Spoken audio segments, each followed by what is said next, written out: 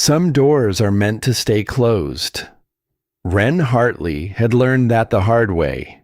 She stood at the edge of a gravel road as the last light bled out of the sky, two worn bags at her feet, staring at a barn she had never seen before. It belonged to her now, so they said. A woman she'd been told had wanted nothing to do with her. A woman who'd been dead 3 months before Wren even knew her name was still being spoken somewhere. The wind moved through the tall grass like it was trying to tell her something. In her coat pocket, her fingers closed around a small rusted key. Cold. Heavier than it had any right to be. There was no lock in sight that it might fit. Only that barn, dark and patient, its doors shut tight against the coming night. And the words that had come folded around the key, written in a stranger's shaking hand. There is something waiting for you in the barn. Don't let anyone take it before you get there. Wren didn't know yet what waited inside. She only knew that for 21 years, no one had left her anything but silence. Now someone had left her a key and a warning.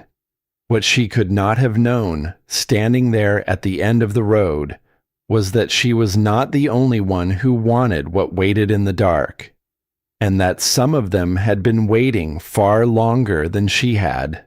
The morning the girl left, the sky over the children's home was the color of dishwater, gray, flat, the kind of gray that doesn't promise rain and doesn't promise sun.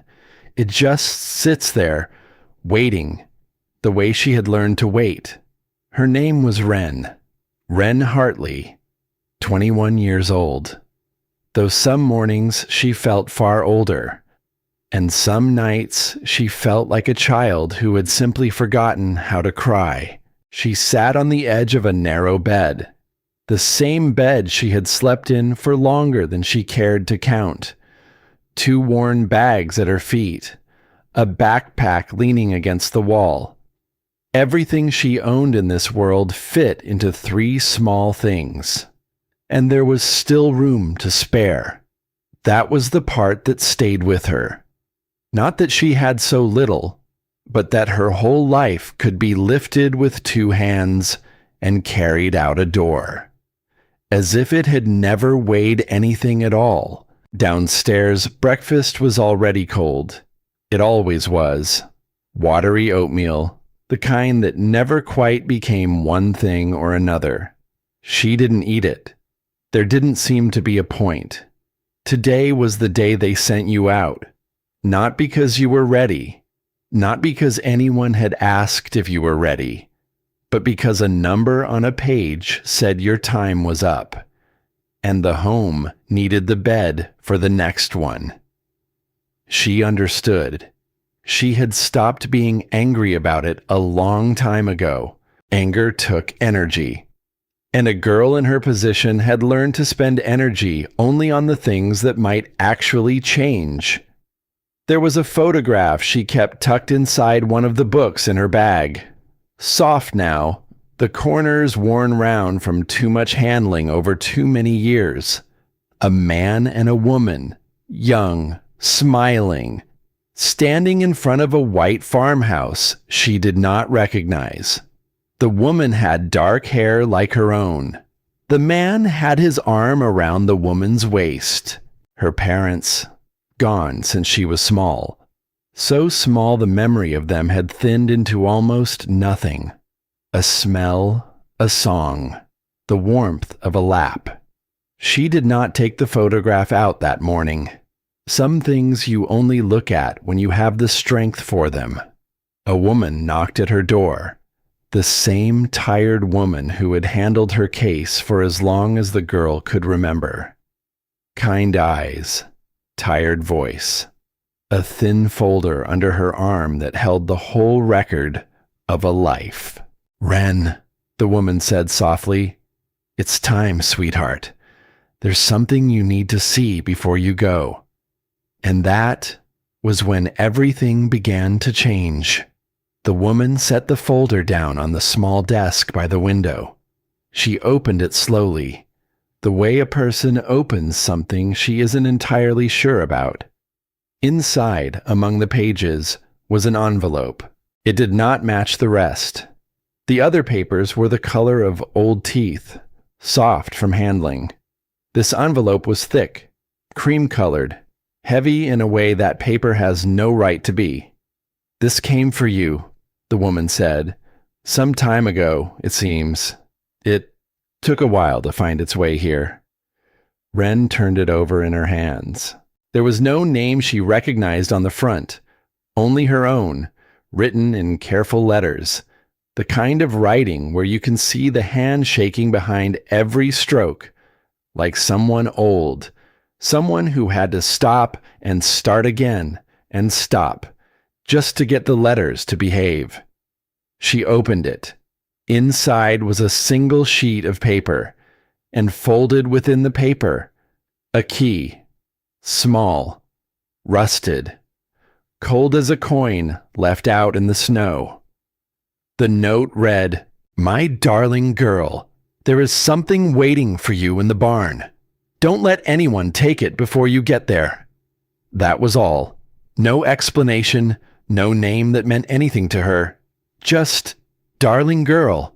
She read it once, then again, then a third time. The words did not get easier, because no one had ever called her that, not once that she could remember.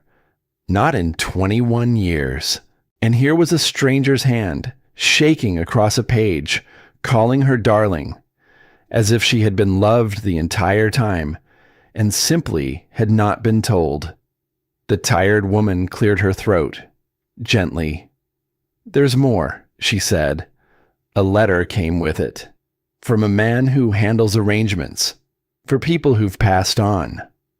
Wren looked up. "Passed?" The woman nodded, as gentle as she could make it. "Your grandmother, dear, on your mother's side. She passed some months back, before this even reached you."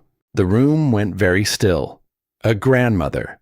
The girl had been told long ago that she had one, and she had been told, in the careful way these things are told to children, that the woman could not take her in. Too old, too far away, too alone to care for a child. A door had closed before she was ever old enough to knock on it. She had spent years believing that closed door meant she was not wanted, that somewhere out there was bloodkin who had looked at the idea of her and turned away. A child carries a thing like that the way she carries a stone in her shoe, quietly, constantly, learning to walk around the ache so well she forgets she is limping at all.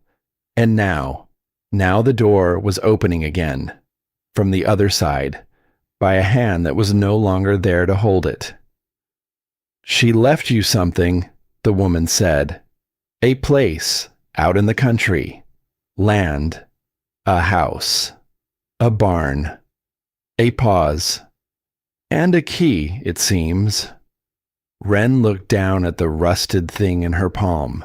It did not look like the key to anything worth having.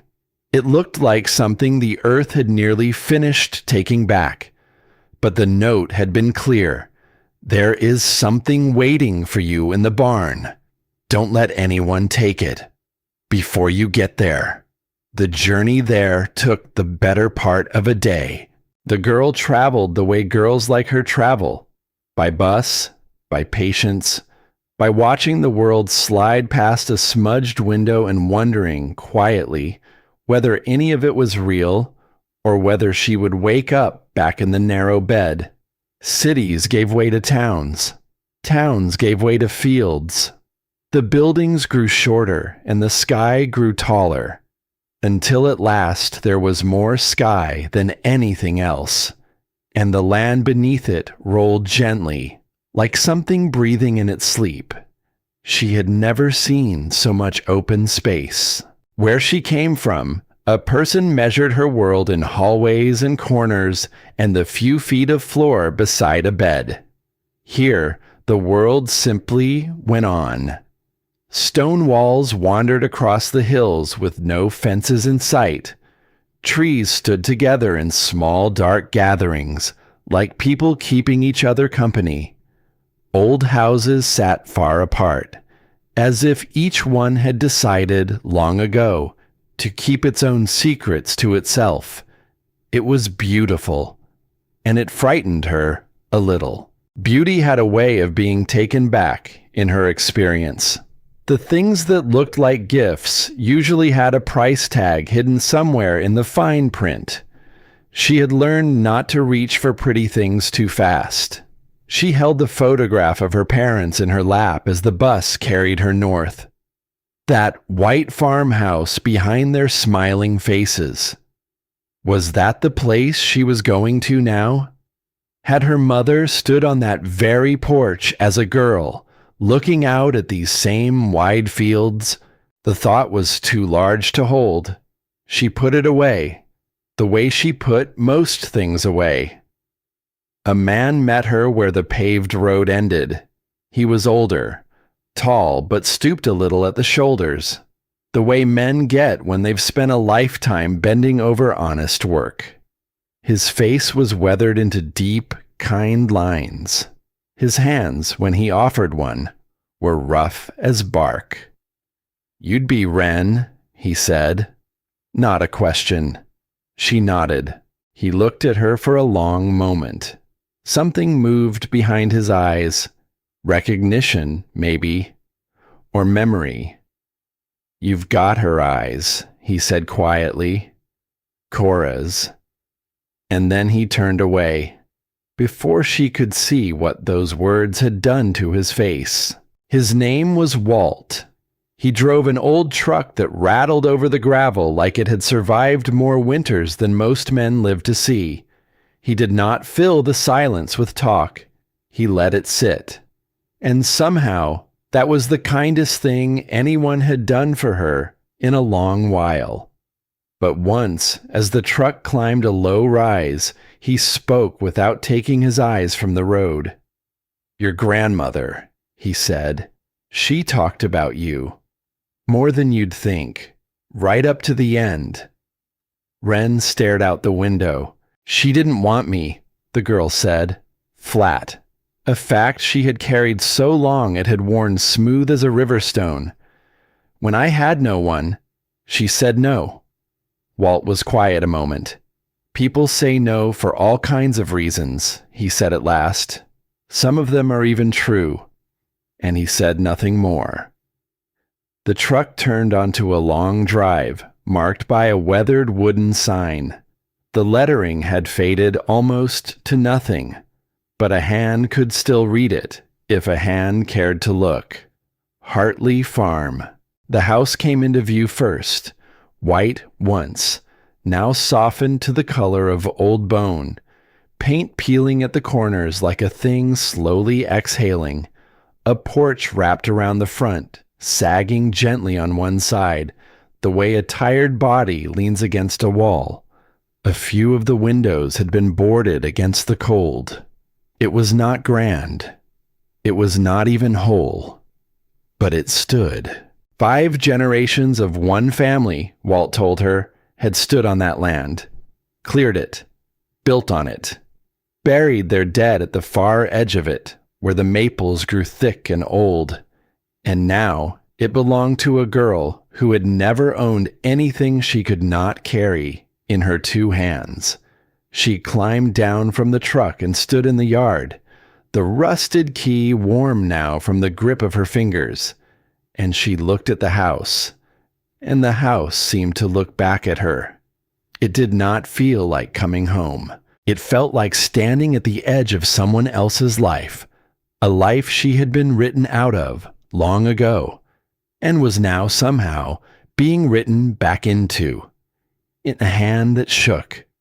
Behind the house stood the barn, larger than she had expected, red once, faded now to the soft brown of dried earth and dust. Its great doors were shut tight. A heavy old lock hung at the seam like something guarding a tomb.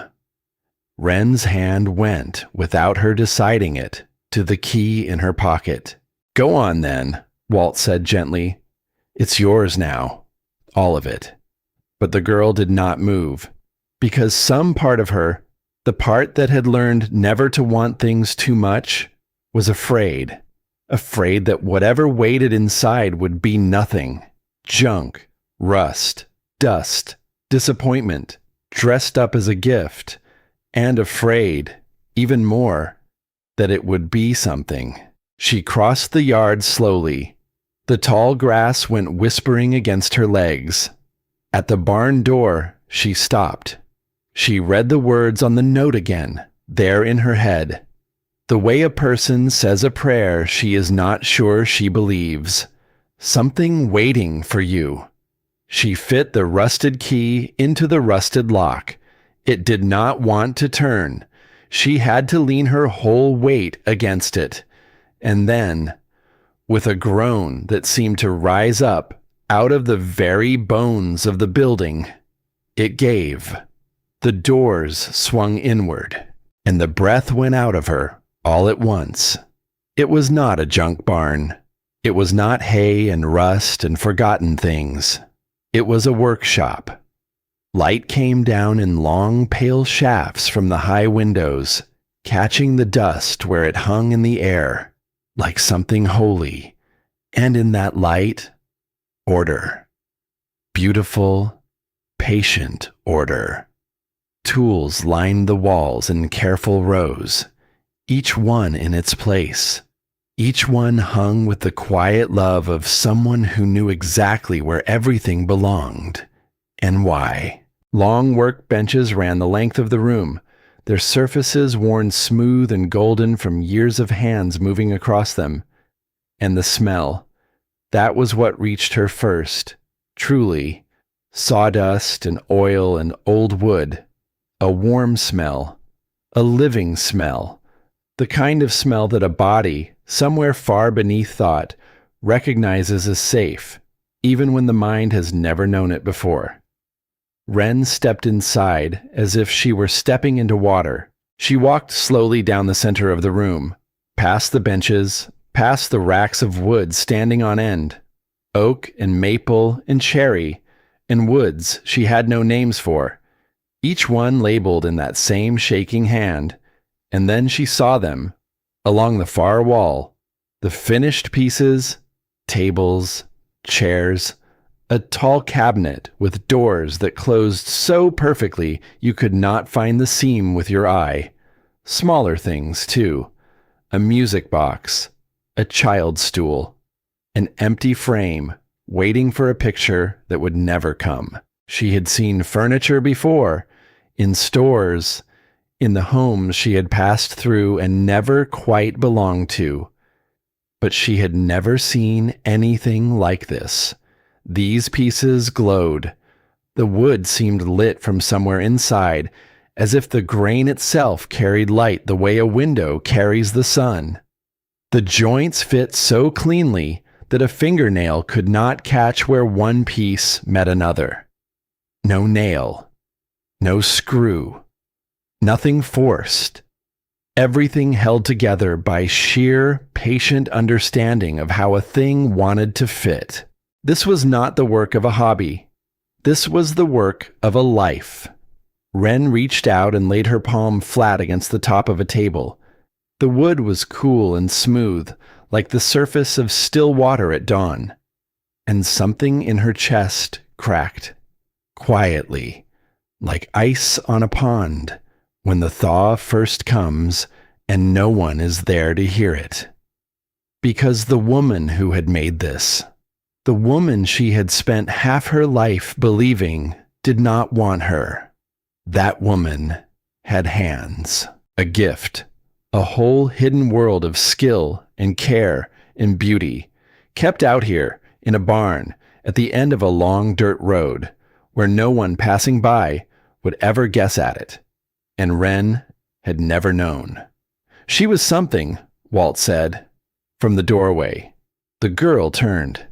She had forgotten he was there.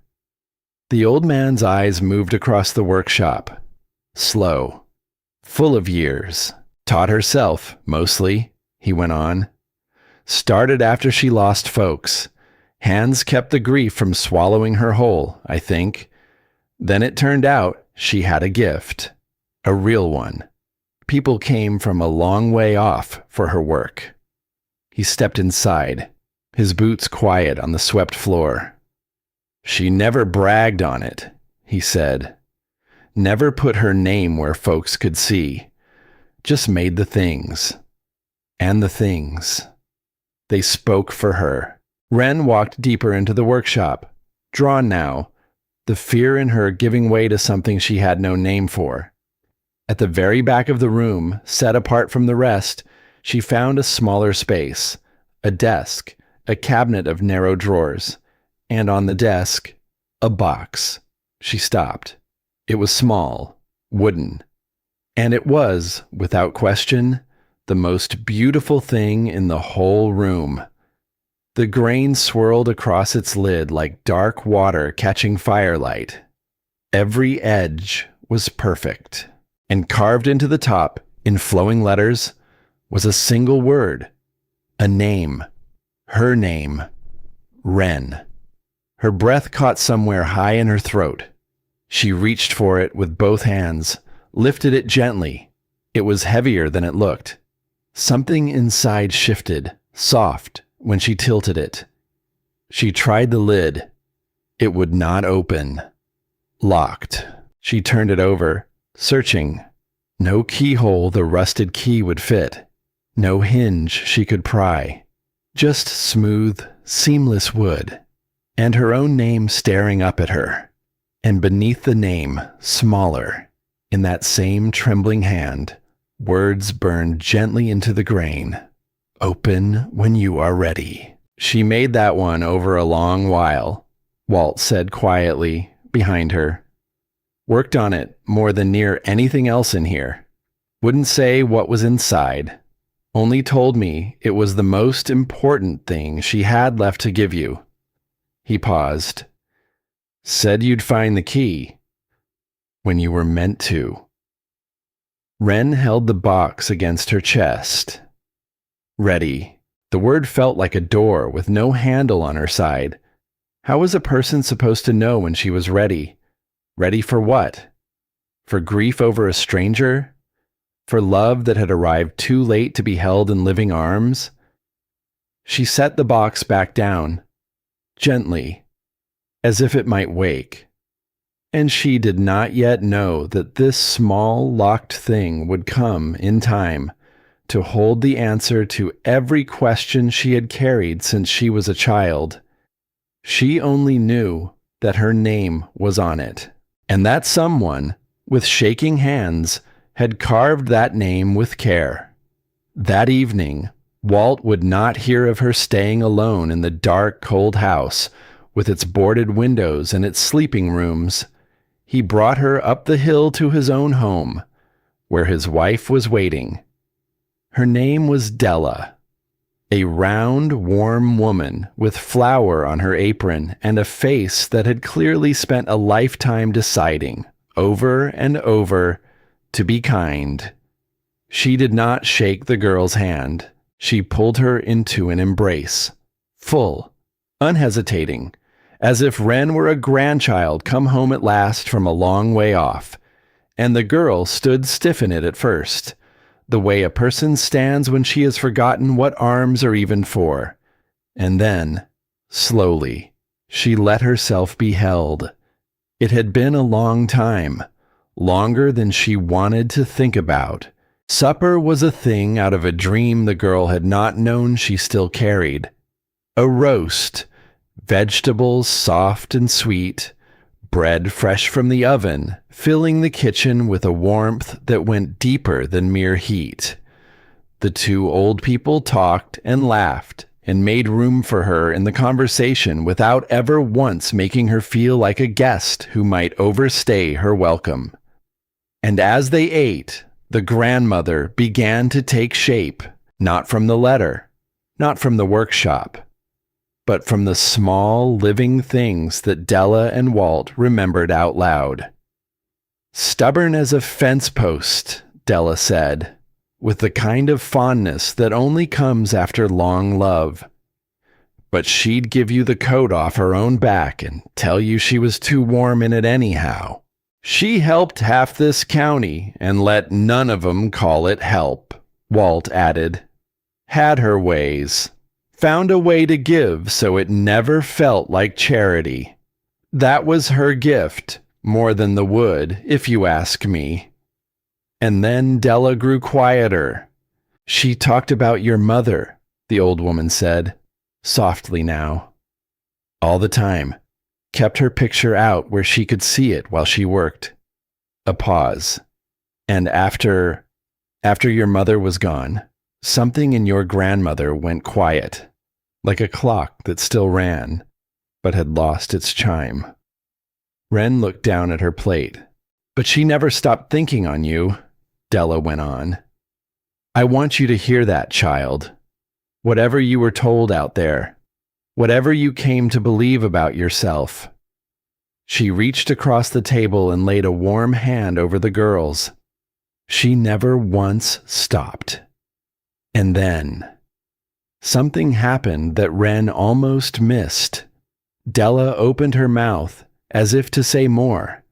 Something heavier, something that sat further down.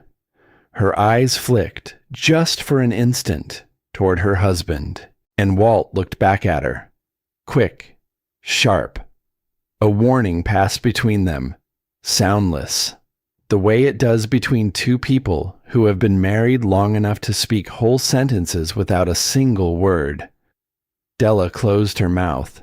She smiled, too brightly, and asked the girl whether she wanted another slice of bread. But Wren had seen it. She had spent her whole life reading the faces of grown people who were keeping things from her. She knew that look, the way she knew the sound of her own name. There was something they were not telling her, something about her grandmother, something perhaps about why Cora Hartley had been so careful, so watchful, why the note had not simply said, "Come home," but had said, "Don't let anyone take it before you get there." The girl said nothing. She had learned that too. You keep what you notice tucked away, quiet, until you understand what it means and what it might cost. But the warmth of the meal had cooled in her, just slightly. She had walked into something tonight, a life, a legacy, a door swinging open after years shut tight against the wind. And somewhere in that open doorway was a shadow she could not yet see. They gave her the small guest room at the back of the house. It looked out across the dark fields toward her grandmother's land, half a mile off. From the window she could just make out the shape of the barn against the night sky, blacker than the black around it, sitting there, patient and full of secrets. She should have slept. The day had emptied her right out, but sleep would not come. She lay in the unfamiliar bed and stared at the ceiling and thought about a box with her name on it, about a key that fit no lock she could find, about a grandmother who had loved her, it seemed, from a careful and aching distance, and about a mother she could barely remember, smiling in an old photograph in front of a white farmhouse. She thought, that was this house. That was the porch. My mother grew up here, beneath this very sky, and the thought was so large that she had to set it gently down. Somewhere past the middle of the night, she drifted at last toward the soft edge of sleep, and that was when she saw it, a light. She came awake all at once, the way prey comes awake, out across the dark field, in the direction of the barn. A light was moving, not a steady light, not a lamp left burning by mistake, a beam, thin, searching, sweeping back and forth through the blackness like a pointing finger, hunting, looking for something it had not yet found. Someone was inside her grandmother's workshop, in the dead middle of the night, behind the doors she had locked with her own rusted key only hours before. Wren's heart slammed against her ribs. She sat up, pressed her face close to the cold glass of the window. The light moved, paused, moved again. Whoever held it was in no hurry at all. They moved like a person who believed they had all the time in the world, like a person who had walked that floor before, who knew where things were kept. She wanted to wake the old man, to shout, to run down the hill in her bare feet across the wet grass and throw the doors open and demand to know who dared. But she did not move, because she was a girl alone, in a strange place, in the dark, and whatever was out there in that barn was searching for something. She watched until the light at last went still, and then it went out, and the night swallowed the barn whole again, as if nothing had ever stirred there at all. Wren did not sleep the rest of that night. She sat at the window with the blanket pulled around her shoulders, her eyes fixed on the place where the light had been, and she waited for the gray morning the way she had waited for so many things in her life, patiently, quietly, with both hands ready in her lap. When the first pale light finally crept across the fields, she dressed without a sound and slipped out of the sleeping house. The morning was cold and wet. Her breath hung in the air before her. The grass soaked her shoes through within a few steps. She crossed the field to the barn. The great front doors were shut. The heavy lock hung exactly where she had left it, latched, undisturbed, nothing touched, nothing forced. For a moment, she almost believed she had dreamed the whole thing. A trick of an exhausted mind in a strange new bed. But Wren had learned, long ago, never to trust the easy answer just because it let her sleep. She walked the length of the building, slow, eyes down, until she came around to the smaller door on the side, the one half hidden behind an overgrown lilac. The kind of door a person might use if a person did not wish to be seen. And there, in the soft mud beneath it, she found them, boot prints, large, heavy, pressed deep into the wet earth, fresh, so fresh the edges had not yet begun to soften and fall in. They had not been there the day before. She was certain of it. Wren crouched down beside them, laid her own small hand inside the nearest print, and felt how it swallowed her fingers whole. Someone had been here, in the night. While she slept under another roof half a mile away, someone had come to her grandmother's workshop. Someone who knew the hidden side door. Someone who searched in the dark with a careful, patient light, looking for something. And the girl, kneeling in the cold mud at the edge of a life she had owned for less than a single day, understood one thing, all the way down to her bones. The note had not been a sentiment. It had been a warning. There is something waiting for you in the barn. Don't let anyone take it before you get there. She rose slowly to her feet. She looked at the locked doors, at the silent fields, at the wide, watching sky stretched gray from end to end. She did not yet know what her grandmother had hidden out there. She did not yet know who walked in the dark, or why, or how far they were willing to go to find it. But standing there, in the gray and dripping morning, a girl who had spent her whole life being handed nothing felt something rise in her that she did not, at first, recognize. It was not fear, though there was fear braided through it. It was something older than that, something stubborn, something that had kept her alive through all the cold gray mornings that came before this one. It was the simple, fierce refusal to let one more thing be taken from her before she even understood what it was.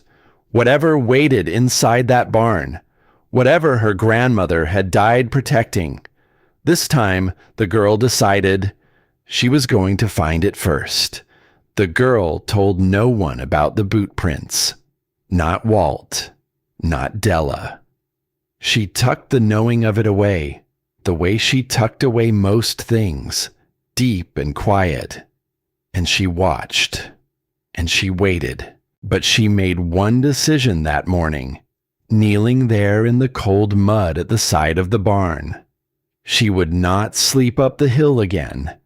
If something was coming for what her grandmother had left her, then she meant to be there, in the house, close enough to hear the gravel turn. Walt frowned when she told him. Della pressed her lips into a thin line and said the house was cold, and the chimney untrusted, and that a girl had no business out there alone in the dark. But Wren had spent her whole life being told where she ought to be, which bed, which room, which corner.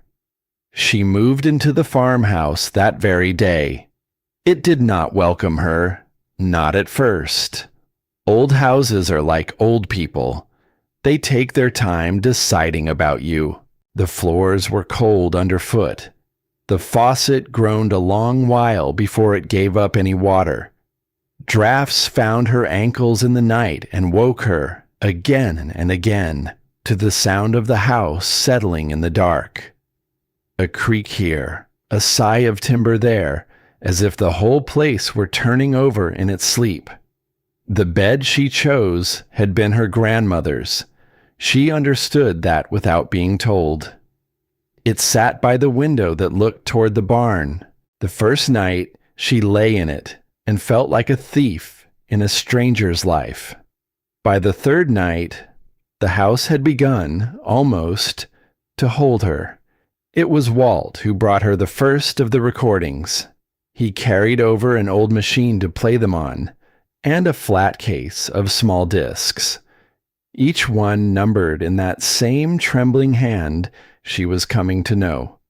He set them on the kitchen table without much ceremony, the way men of his kind handle things that mean a great deal to them.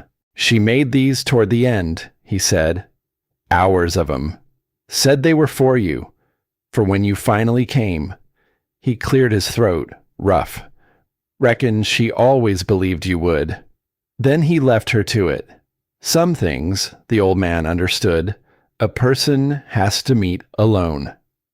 The girl sat at the table a long while before she pressed the first one to play, and then the screen lit. And a woman appeared, an old woman in the workshop, sawdust drifting gold in the light behind her, silver hair pulled back from a face full of years, hands that shook, just slightly, the way the hand on the note had shaken, the same gray eyes Walt swore the girl had. I'm not entirely sure why I'm doing this, the woman on the screen said. A small, self-conscious smile. Maybe because I'm getting old, and I'd like for someone, someday, to remember what these old hands managed to learn. A pause. The woman looked down at her work, then back up, right into the lens. Or maybe, she said, softer now, because I hope that one day my granddaughter will see these and know who I really was, underneath all my mistakes. Wren did not move. The old woman had said it so simply, my granddaughter, as if the girl were sitting just out of frame, as if she had been speaking into an empty room for years and years, trusting, against all sense, that one day the room would not be empty. She had been talking to a girl who was not there, the way Wren, as a small child, had whispered good night to parents who were not there. The girl watched until the screen went dark, and then she pressed play again, and again, and she did not go up to bed that night until the gray light came creeping up over the fields. The days fell into a shape after that. In the mornings, she watched. The old woman moved through the work slow and sure, naming everything as she went. This wood wants a sharp blade and a soft hand. This joint you cut twice and check 3 times before you ever trust it. Don't fight the grain, child. You'll lose. Listen to it. It will tell you what it wants to become. And in the afternoons, the girl went out to the barn, and she tried. She was clumsy at first, worse than clumsy. The saw bound and jumped in her grip. The chisel slipped and bit her thumb, and she bled onto the pale wood, and she said words she'd learned in places no child should have learned them. She ruined more than she could count, splintered good boards, cut crooked, sanded clean through a surface she'd spent an hour bringing up. But something happened out there, in the cold barn, with sawdust working its way into her hair and the cuffs of her sleeves. The noise in her head went quiet. For the first time in her life, the girl had found something that asked everything of her hands and nothing of her past. The wood did not care where she had come from. The wood did not care that no one had kept her. The wood asked only one thing of her, that she pay attention. And paying attention, it turned out, was something she was very good at. She had been paying attention her whole life, reading faces, reading rooms, watching the hands of grown people for the first sign of a raised voice or a closing door, bracing, always bracing, for the next thing to be taken. Now for once, the watching made something beautiful, instead of only keeping her safe. Near the end of the second week, she finished a thing. A small side table, 4 legs, a flat top. Nothing that would turn a head. One leg sat a hair short, so it rocked if you leaned on it wrong. The finish came out uneven, where she had been too generous with the stain in one corner. But she had built it, with her own 2 hands, following the patient voice of a woman she had never truly known. She had taken raw, dead wood and made it into something that could hold a lamp, a cup, a whole small, ordinary life. She set it upright on the swept floor and stepped back, and a feeling rose in her chest that she did not, at first, recognize.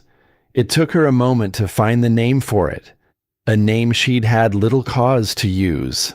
Pride, the fragile, dangerous kind. The kind that comes from making something real and knowing it came from you and from no one else. She ran her fingers along the slightly crooked edge, and without meaning to, the girl smiled. It was on one of those recordings that she first heard her mother's name spoken with love. The old woman had paused in her work, set down her tools, and she had looked into the lens with an expression the girl had not seen on her before. Heavier, older. If you're watching this, the woman said, then you'll have questions about your mother, about why she left, about why there was so much silence between us, for so long. A breath. You deserve the truth of it, even the parts that don't make me look kind. And then the old woman told a story. Her daughter, she said, had been the most stubborn, the most beautiful, the most alive thing the farm had ever grown. wild as the wind off the hills, hungry for a world bigger than the one she'd been born into. And I held on too tight, the woman said. That was my sin. I wanted to keep her safe. She wanted to be free. And neither of us knew how to give the other what they needed. There had been a falling out, a bad one, words spoken that could not be unspoken. The daughter had left. And then, pride, on both sides. Pride that called itself principle until it was too late to tell the difference. The years had stacked up. The silence had hardened. I always believed there'd be time, the old woman said very quietly. That she'd come home one day, and I'd open the door, and we'd just begin again. I believed it right up until the day the time ran out. She looked away from the lens then, out toward the fields. Don't you do what I did, Wren, she said. Don't let pride keep you standing at a closed door, telling yourself there's always tomorrow. A pause. There isn't always tomorrow. I am living proof of that. And so, my darling, are you. The girl sat in the dim kitchen long after the screen had gone dark. She thought of her mother as a young woman, walking out that very front door, down that very drive, carrying her own stubbornness like a torch, and she understood, for the first time, that she came from a long line of women who did not know how to stay. She wondered, sitting there, whether she would be the one to finally break the line. The morning she met the neighbor, she was out in the front pasture fighting a length of fallen fence. And losing. The posts had rotted through. The wire had gone slack and mean. She'd been at it an hour, with blisters rising on her palms and a temper rising to match, and she had nothing to show for either. You'll throw your back out, holding it like that. She turned. A young man was coming up the drive. Tall, lean, his skin browned from working out under open sky, brown hair fallen across his forehead, his boots caked thick with the kind of mud you only get from working land every single day of your life. Caleb, he said, stopping a few feet off, an easy smile on him. Family farms the place down the road a couple miles. Word travels out here. Heard Cora's granddaughter had finally come home. Wren, she said, cautious. She did not offer her hand. She had learned, long ago, to keep her distance from easy smiles. Easy smiles had a way of turning, once they'd gotten what they wanted. But the young man only nodded, as if cautious were a thing he understood and respected. And he crouched down by the fallen post. Mind? He asked. She minded most things, as a rule, but her hands ached, and the fence was winning. Suit yourself, she said. He worked beside her the better part of an hour. He did not crowd her. He did not explain things she had not asked to have explained. He simply set the post true and held the slack wire while she worked it tight, and let the quiet do most of the talking between them. And then, near the end, he told her a story. His father, he said, had been thrown from a machine some seasons back. Broke up his legs so badly the family feared he would never walk right again. No money to hire help. And a whole season's planting waiting, with no one able to put it in the ground. Your grandmother, Caleb said, driving a fresh post home with 3 clean swings, showed up one morning with her truck loaded full of seed. Said she'd ordered far too much for her own garden. Said it'd just go to waste if we didn't take it off her hands.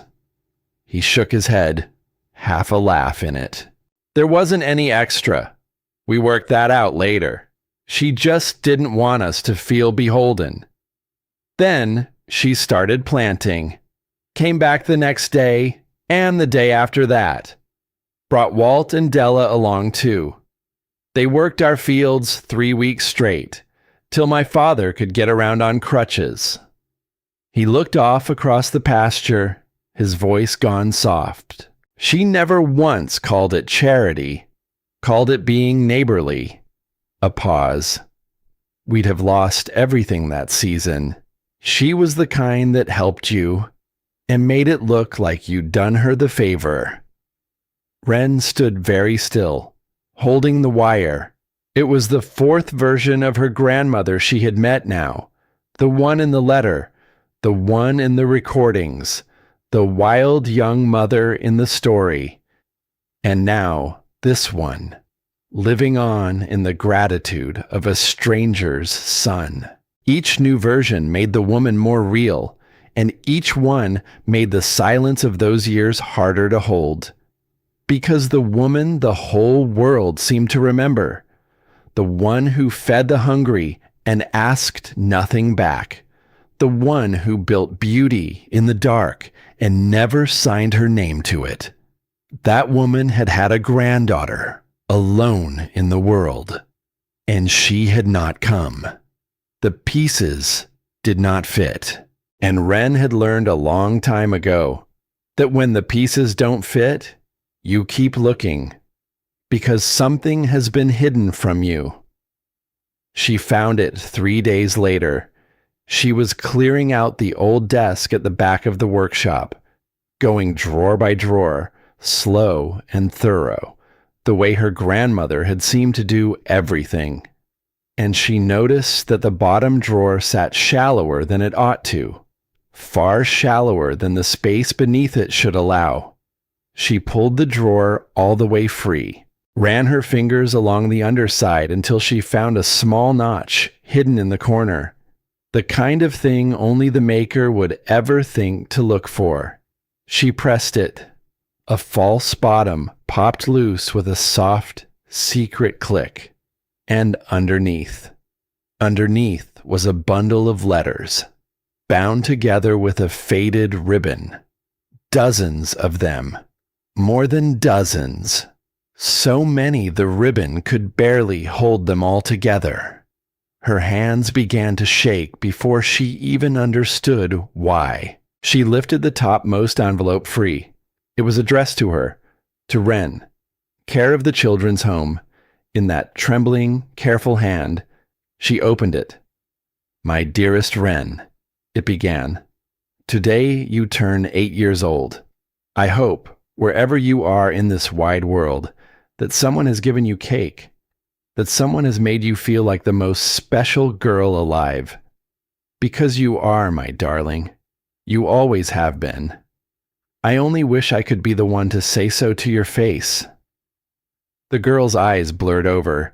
She set that letter down, picked up the next. Another birthday. The one after, a holiday. The next, just an ordinary nothing sort of day, when the old woman had simply been thinking of her, and could not bear not to set it down on paper, letter after letter after letter. Every birthday she had spent alone. Every holiday she had watched other children get carried off to other homes, to other tables, to other lives. There was a letter for it. There had always been a letter for it. The girl had believed for so many years that she had been forgotten, that somewhere out there was a grandmother who could not be troubled to remember a small girl existed. And here in her 2 shaking hands, was the proof of the opposite, the proof that she had been remembered, over and over and over again, on every single day that should have had family in it. And then she saw the stamps on the front of every last envelope, the same words struck again and again across her own name. Return to sender, address unknown. Return to sender. Return to sender. Return to sender. The letters had all been written. They had simply never been allowed to arrive. Wren sank down onto the cold floor of the workshop. The bundle clutched hard against her chest, and something inside her that had held itself together for so many long years finally gave way. All those nights believing she was unwanted, all those years believing there was something wrong with her, something broken, something other people could see that made her impossible to love. And the whole time, the entire time, her grandmother had been reaching for her. Through every door a tired old woman could find, and every reach had been turned away at the gate. She wept on the floor of that barn until there was nothing left in her. Not the silent crying she had taught herself, in places where tears only drew the wrong kind of attention, but the other kind, the kind that comes up from somewhere far down at the bottom of a person, the kind that finally, after years and years, has somewhere safe to land. She read them all over the next several days. In their early letters, the old woman wrote of her fear, of being too old, too far, too alone to raise a grieving child the way that child deserved, of telling herself the girl would surely find a better family than one tired woman on a far-off farm could offer. "I told myself it was for your sake," one letter read. "I have come to understand it was for my own. I was afraid. And fear, my darling, makes liars of us all." As the years stacked up, the letters changed. They grew more desperate. The old woman wrote of paying people to search, of following whatever faint trail she could find. Once, she wrote of standing at the edge of a crowd at a school gathering, watching a tall girl from a distance, too afraid to take a single step closer. "You looked so like your mother at that age," the letter said. "I wanted to run to you, to hold you and never let go again. But I was afraid. What if you didn't want me? What if I only brought you more pain than you already carried? So I stood at the back, and I watched you, and then I drove home. And I have hated myself for it on every day since." And there, threaded through letter after letter, was a strange warning, one the girl did not yet understand. "If a man ever comes to you," the old woman wrote more than once, "claiming I owed him a debt, claiming I signed something with my own hand, do not believe a single word of it. He is a liar and a thief. I have never done business with him, and I never will."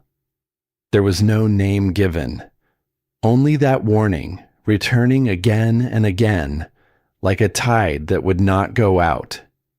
Wren read it, and set it aside, and did not yet know how soon she would have need of it. He came on a bright, cold afternoon, when the girl was in the barn with her grandmother's voice playing low. She heard the tires first, the crunch of gravel under wheels that did not belong on a dirt road. She came to the barn door, and she saw it.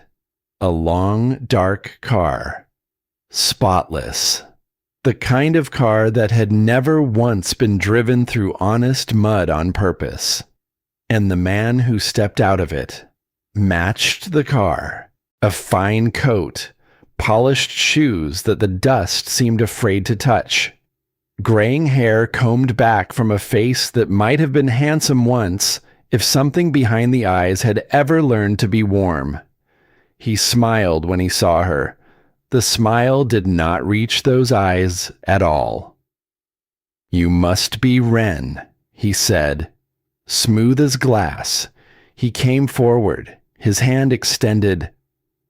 "Dorian Vale, I had the pleasure of doing business with your grandmother for many years." The girl did not take his hand. Her grandmother's warning was already moving through her, cold as that morning's mud. Not everyone who comes to you will mean you well." "She never mentioned you," Wren said.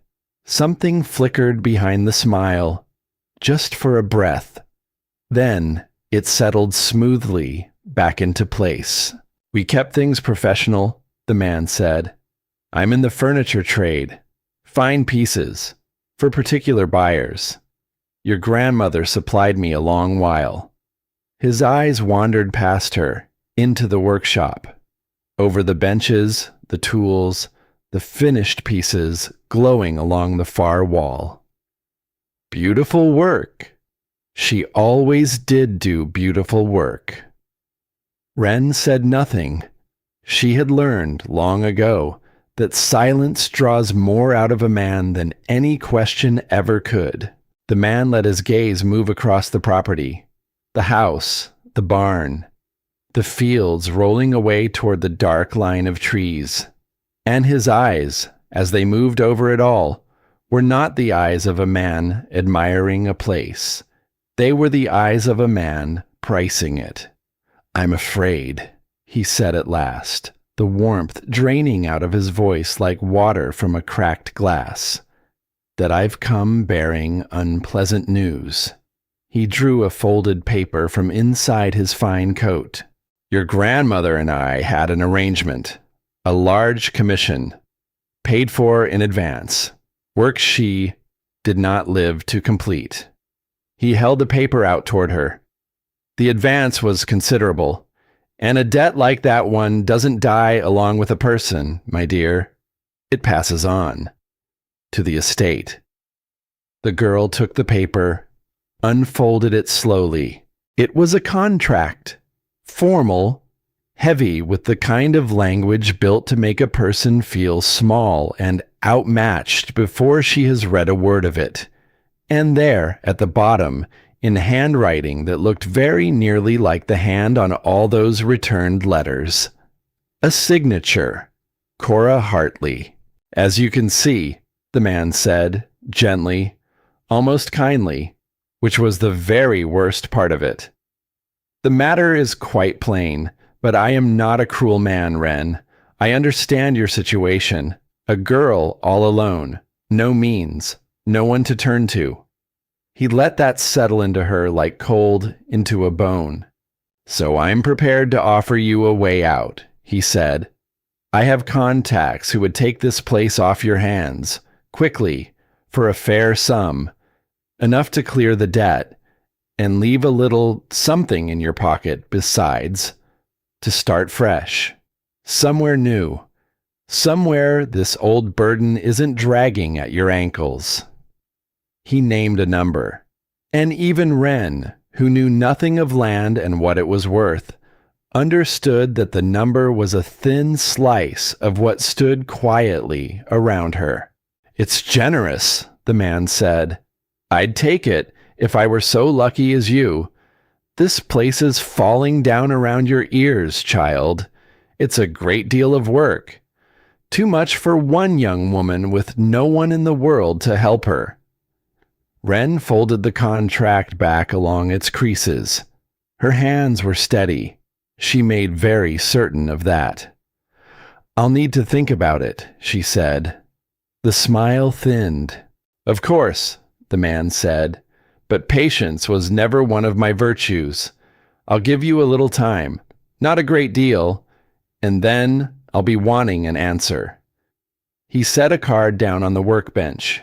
He climbed back into his spotless car, and as he drove away, the dust rising gold behind him in the cold light, the girl stood in the barn door with the forged paper in her hand and felt the chill settle deep into her chest. She found Walt in his own workshop behind the house. When he saw her face, he set his tools down without a single word. She told him everything: the man, the car, the contract, the signature that wore her grandmother's hand like a stolen coat, and then the name. "Dorian Vale," she said. And the change that came over the old man was a thing she would not soon forget. His face, kind and weathered and patient as the land itself, went hard as a frozen field in the dead of winter. That snake, Walt said, low and slow.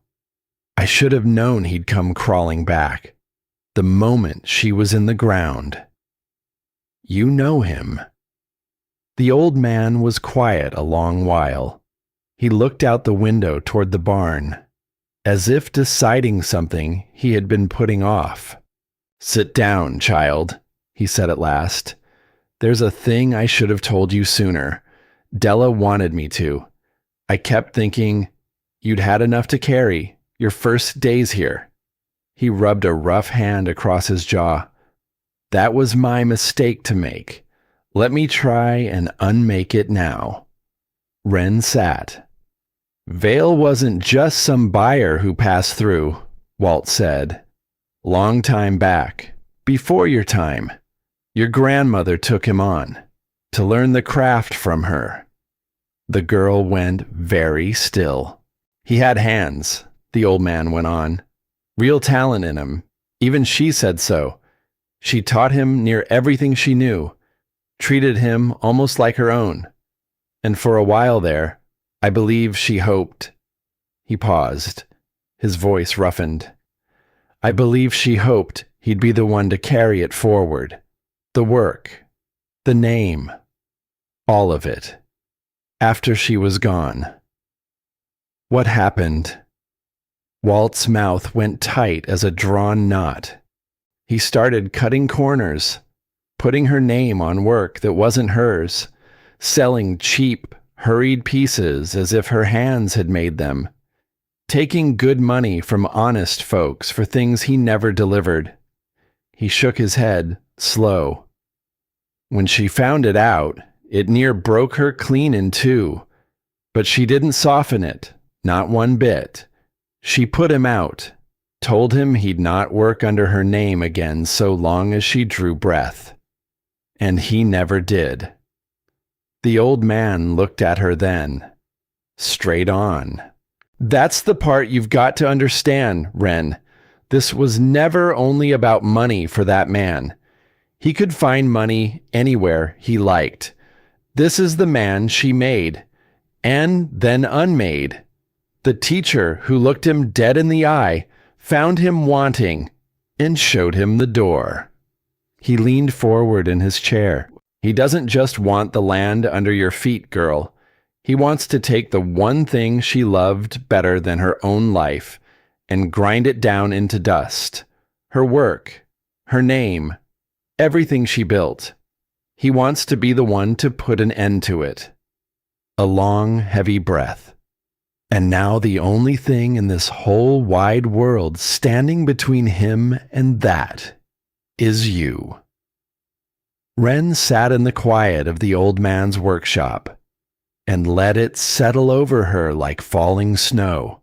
Out the window, half a mile off, she could see the barn, her grandmother's barn, full to the rafters with a lifetime of patient, beautiful, unsigned work. Full of the proof that she had been loved on every birthday she had spent believing she was no one's. And out there, somewhere beyond the trees, was a man who wanted to erase all of it, not for greed alone, but out of an old wound, gone bad. The kind of wound that hollows a person out from the inside, and then, in time, turns him cruel. A week ago, the girl would have walked away, taken the small money, started over somewhere no one knew her name or her history. That was the old way, the safe way, the way of a girl who had learned, the hard way, that to hold on to a thing was only to give the world something it could take from you later. But something had changed in her. Out here, in the cold and the sawdust and the patient voice on the screen, she had roots now, shallow, new, hard-won, but roots all the same. And no man and his spotless car was going to tear her up out of the ground before she'd had so much as a season to take hold. She rose to her feet. "How do I fight it?" she said. "The contract, the signature. How do I prove that it's a lie?" Walt looked at her a long moment, and something moved in his old eyes that came very near to pride.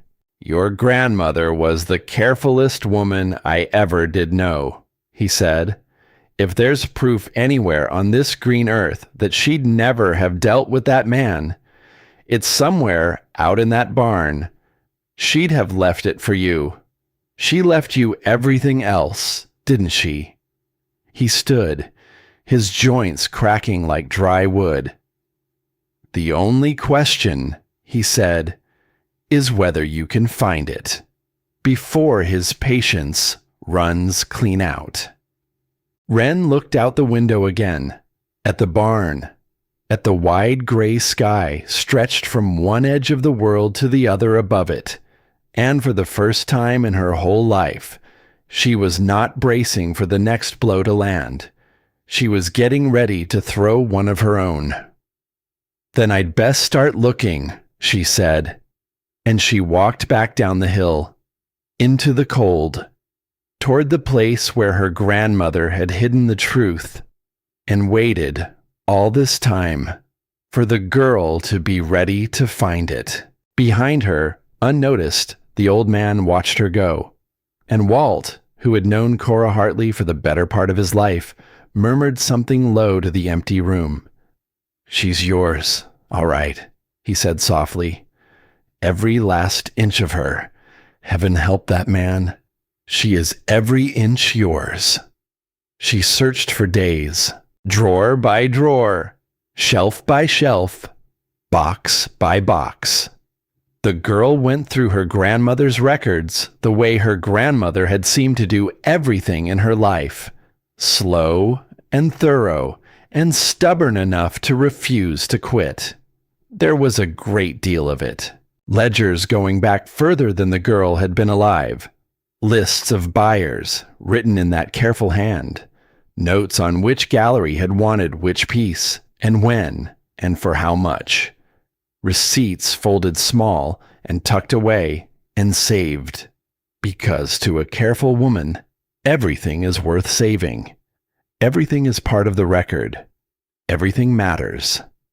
She read until her eyes burned and the words swam together and ran off the edges of the pages.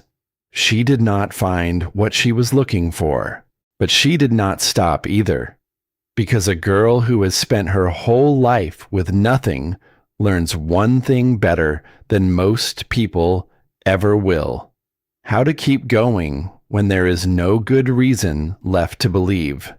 And then, on a cold, gray morning, the trouble found her before the proof did. The car came up the drive a little after the light did.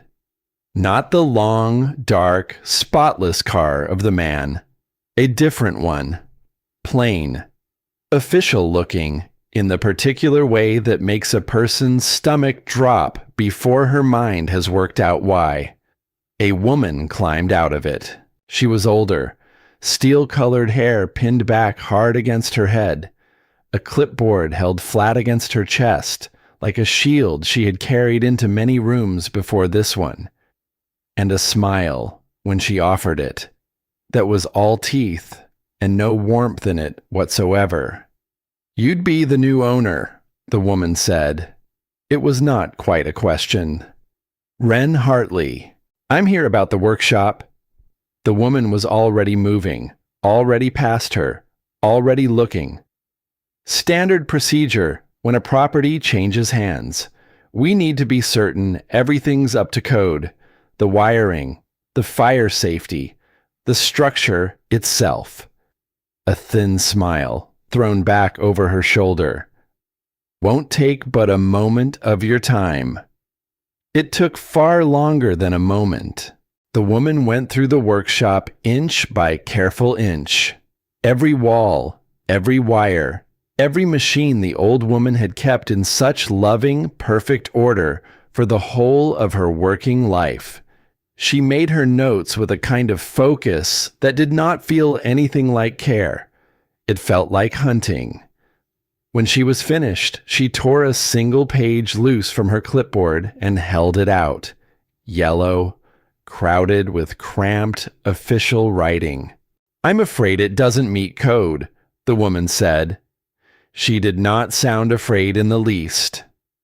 "The wiring in the back section is out of date. The fire suppression is inadequate.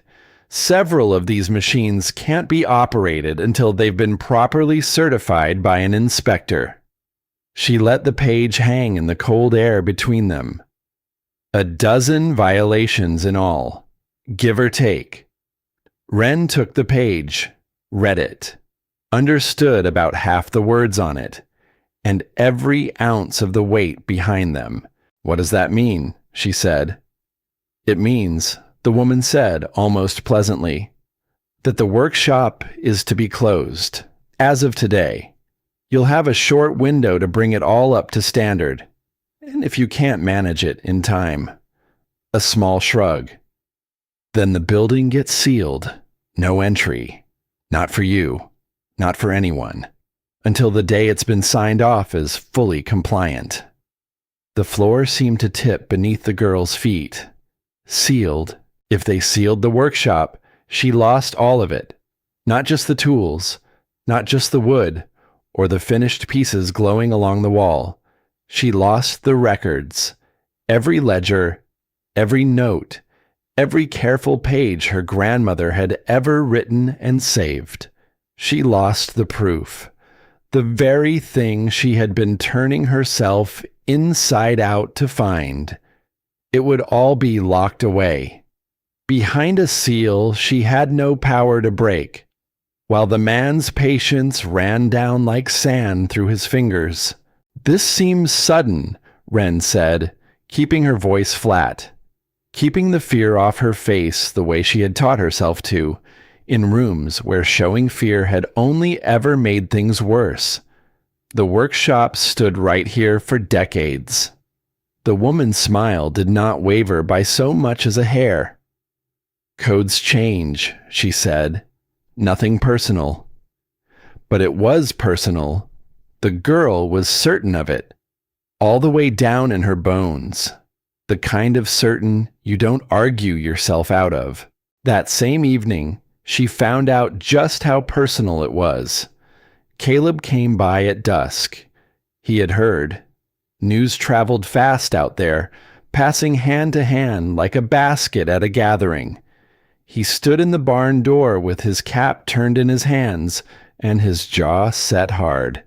And when she showed him the yellow page, his whole face went dark as the field behind him. "That woman," he said, low. "Her and Vale. Folks around here have whispered about the two of them for years now." He shook his head, slow and sure. "She's the one finds the violations. He's the one shows up after, with his low little offers. Once a body's been worn down, desperate enough to take one." He looked at her, steady. "It's not two people working a scheme, Wren. It's a machine, built careful over a long time, built to grind down anybody who hasn't got the money or the friends to stand up and fight it." The girl stood very still, the yellow page in her hand. So it was not just one man and his spotless car, after all. It was a trap. A patient, well-oiled trap. Built over years for the purpose of crushing people exactly like her. People with no money, no name, no one in all the world to stand at their side. And that very night, the man himself returned. He did not trouble himself with the fine coat this time. He came in plain clothes, in the plain dark, and he stood in her gravel drive with his arms folded across his chest, and every last trace of warmth stripped clean off him. "Heard about the inspection?" he said. "Shame that. Those repairs." He let out a low sound, not quite a laugh. "They'll cost a small fortune. Far more than a girl in your situation could ever hope to raise." "You sent her," Wren said. He did not deny it. He did not even bother to. I'm a patient man, he said, but every man's patience has its limit. And yours, I'm afraid, just ran clean out. He gestured at the dark house behind her, the sagging porch, the paint peeling at the corners in the last gray light. Look around you, child. The whole place is falling down around your ears. And so is this little fantasy of yours, that you'll somehow keep it. He stepped closer. His voice dropped to something cold and almost gentle, which was the worst of it. No court in this world is going to side with the girl who turned up out of nowhere, he said. Not against a man with signed papers and real lawyers behind him. So take the money, walk away, before this gets ugly. For you. Wren looked at him, and she did not look away. Get off my land, she said. Something flickered in his eyes. Something that did not at all care for being told no. By a girl half his age and a tenth his means, standing alone in the dark. You've got less time than you think, he said. And when this goes before a court, don't you go telling anyone I didn't give you the chance to walk away clean. And then he was gone, back into the dark, leaving the girl trembling in the cold, with fear and fury braided together so tight inside her that she could not have told you in that moment where the one ended and the other began. That night, she came very close to breaking. She sat alone in her grandmother's kitchen, surrounded by the woman's things. Her presence soaked into every worn surface, every faded curtain, every chipped cup standing in the cupboard.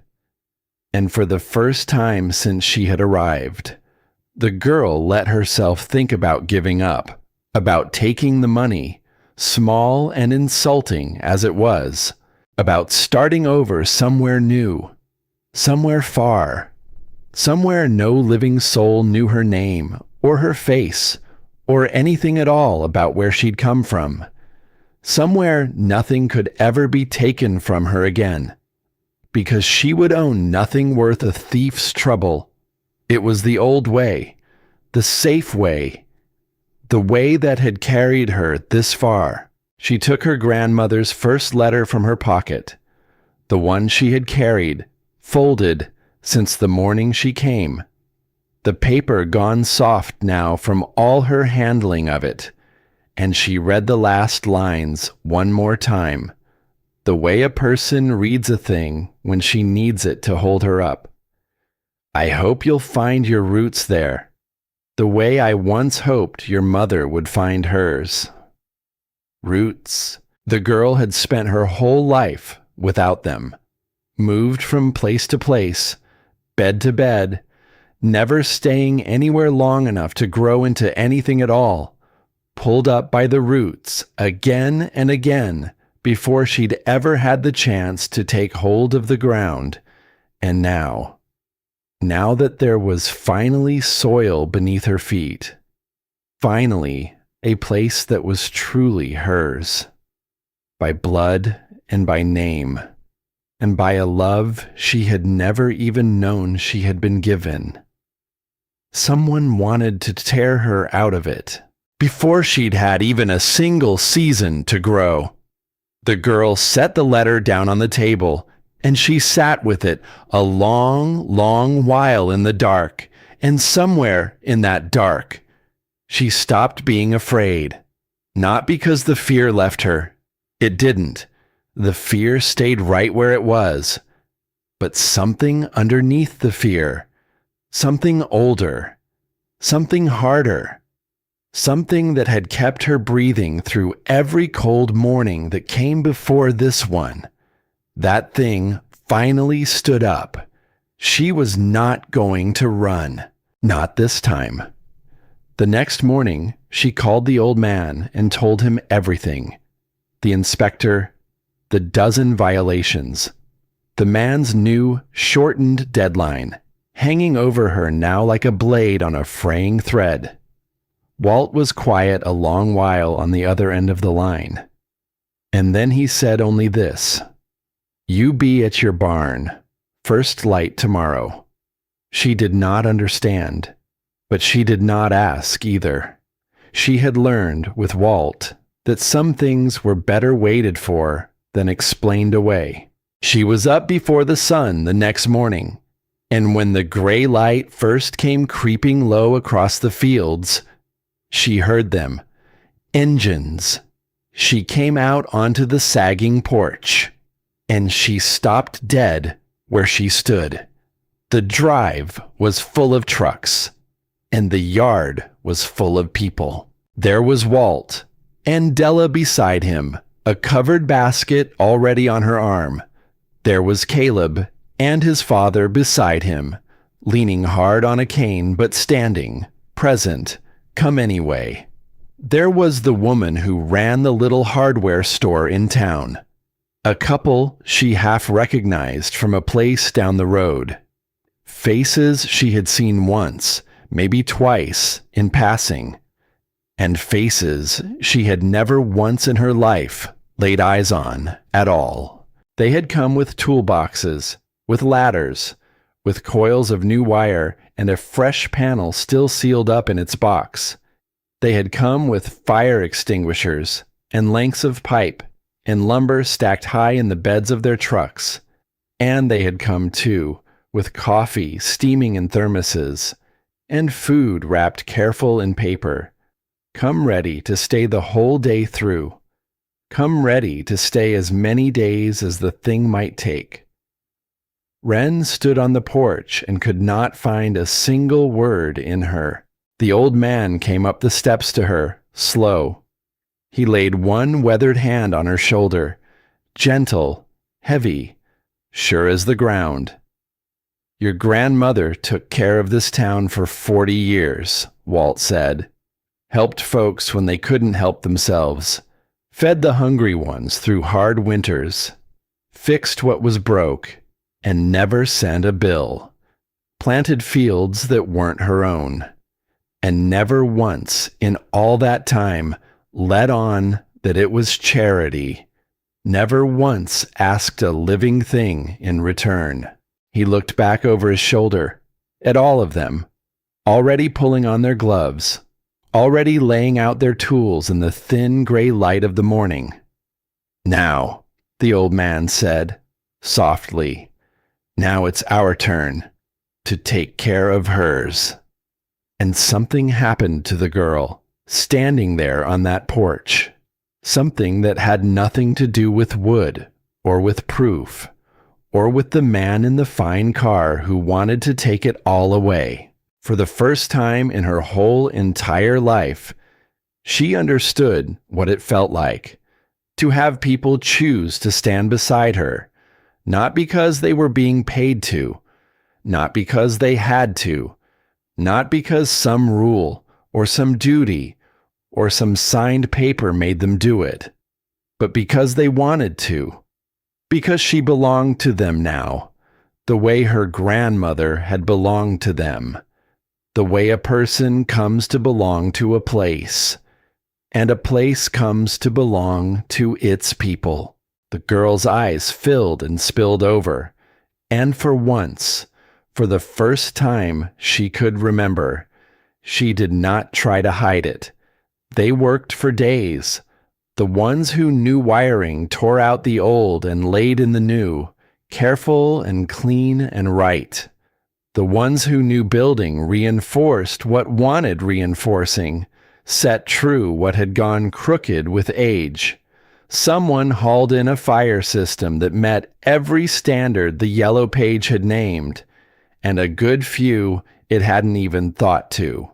Della ran the kitchen of the old farmhouse, and the kitchen never once went quiet. There was laughter in that yard, real laughter.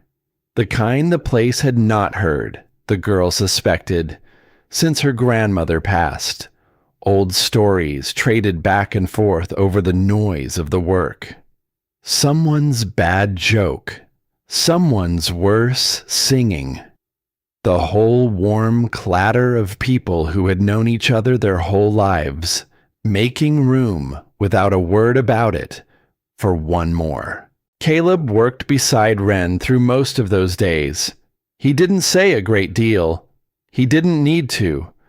There was a comfort in his nearness that she had never once let herself feel from another living person. A steadiness. The kind of presence that asks nothing of you, that simply stays. Once, near the end of a long day, the two of them stood side by side at a workbench, his shoulder close to hers, both of them worn down to the bone, sawdust in their hair, the light going gold and then gray in the high windows. "Whatever happens with that man," Caleb said, quiet, not looking at her, "you've already won something here. You know that, don't you?" The girl looked at him.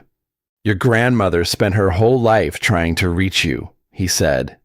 "Trying and failing, and trying again. And now, here you are, standing in the very spot she always hoped you'd stand." He nodded out at the workshop, at the people moving through it. "He can take the building, if it comes to that. He can take the land out from under you, even. But he can't take this.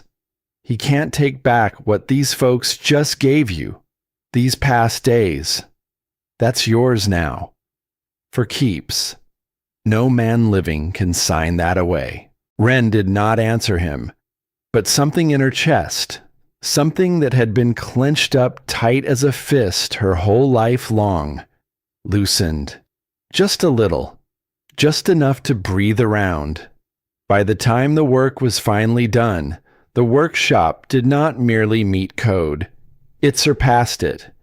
Every standard the steel-haired woman could ever have dreamed up to name. And then some. The old man put in the call for a fresh inspection. A different inspector this time. An honest one, from a ways off, with no part in any machine. The workshop passed without a single mark against it. The closure order was lifted. The seal never came. And the clever woman's careful trap turned to dust right there in her hand.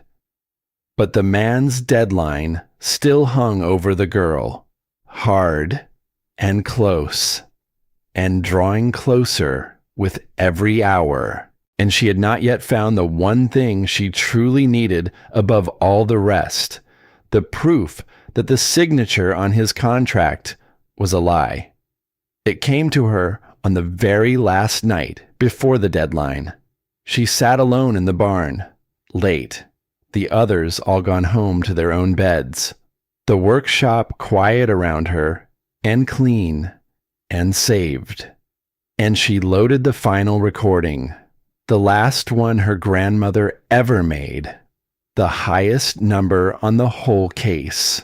The old woman looked older in this one than in any that came before. Frailer.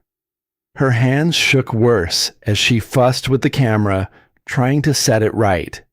Her voice came out rough and thin, worn down with the kind of tiredness that does not pass with sleep. But her eyes were sharp, bright, alive, full of that same fierce, stubborn love that had driven her to make every last one of these, year after year, for a girl who was not there to watch a single one. "Ren," the old woman said, looking right into the lens, as though she could see clean across all that time, and all that distance, straight into the dim barn where the girl now sat alone in the lamplight. "If you're watching this, then I'm gone, and you're trying to work out what on earth to do with everything I've left behind for you." She smiled, and even through the screen, even across all of it, the girl felt as though the smile were meant for her, and her alone, in all the world. I don't know if you'll want this craft of mine, the old woman said. I don't know if you'll keep the place or sell it off and never look back. And whatever you choose, child, I'll understand it. I gave up my right to ask anything of you a long, long time ago. A pause. She gathered what strength she had. But I wanted you to know this much, she said. You come from a long line of makers, people who built things with their two hands and meant for those things to last. It's in your blood, Ren. This need to make something beautiful, something that outlives the hands that made it. Don't you ever let a soul tell you otherwise. And then she leaned closer to the lens, and her voice dropped low. And it changed. Now you listen to me, carefully, the old woman said, because this is the most important thing I have left in me to tell you. The girl sat up straight. If anyone ever comes to you, claiming I owed them money, claiming I put my own name to a contract with my own hand, do not believe a word of it. There is a man. He spent years trying to cheat good, honest people in these parts. He came to me once, tried to press me into signing his lies. I threw him off this land, and I told him never to set foot upon it again, so long as I drew breath. Ren's breath caught hard in her throat. The man, Dorian Vale. He may well come to you. After I'm gone, the old woman said. I've lain awake nights, worrying over it. A man like that one, he waits. He's patient as a spider. He'll wait until the only one who could stop him is safe in the ground. And then she reached off camera, and she held up a single sheet of paper. This, she said, is my signature. The true one. Now you look close, child. Closer than you've ever looked at anything. She held it nearer the lens.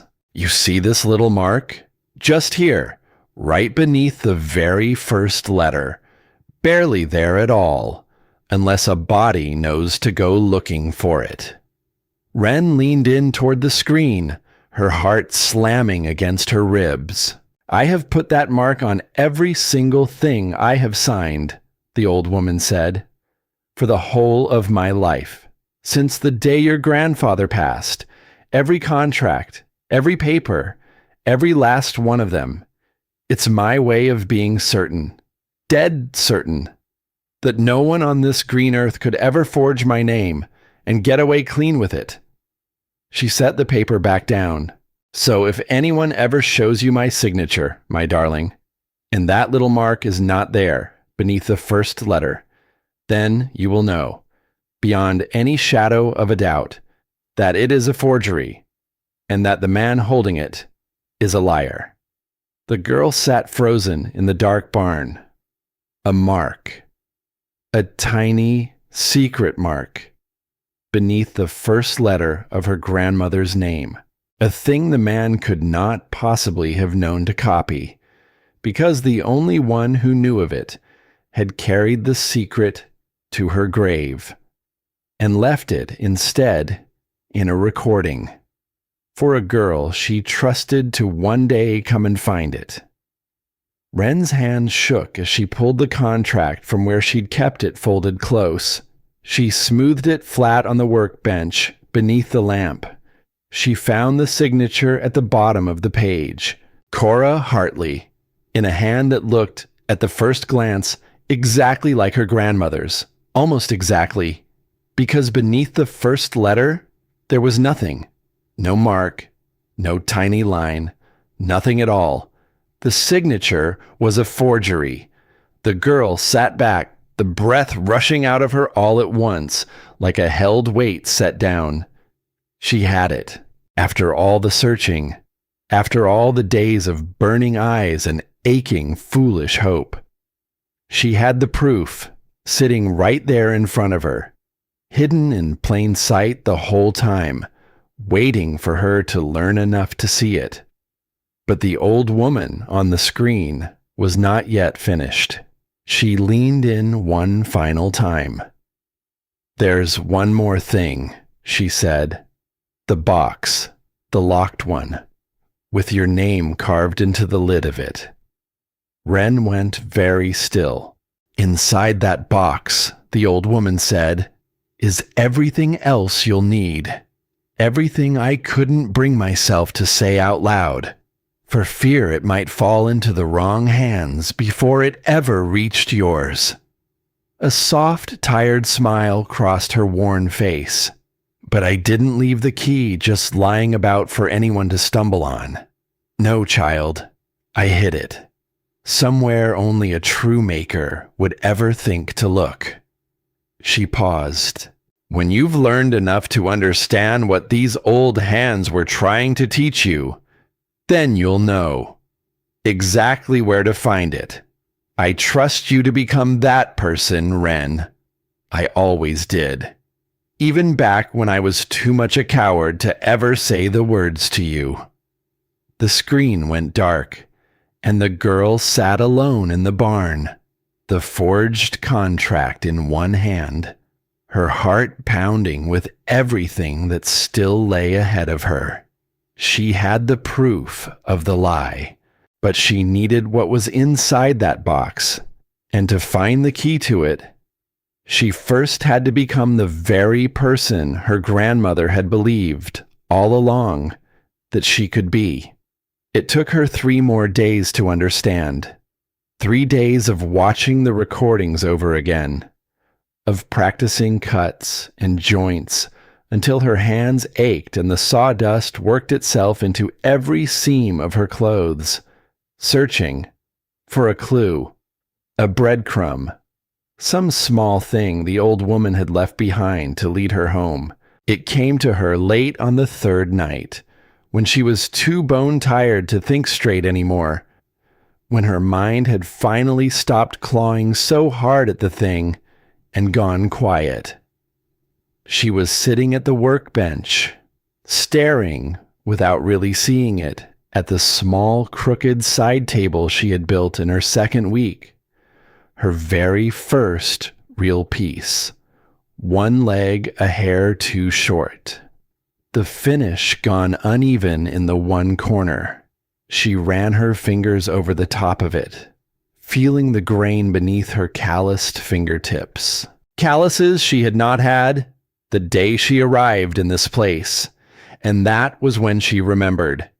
In one of the recordings, the old woman had built this very table, walked through every step of it, every cut, every joint, and at the very end, almost as an afterthought, with a sly little smile, she had added something, a modification, she'd called it, a hidden compartment, built right into one of the legs, invisible unless a body knew exactly where to press. Every piece of furniture ought to have a secret, the old woman had said, something only the maker knows about.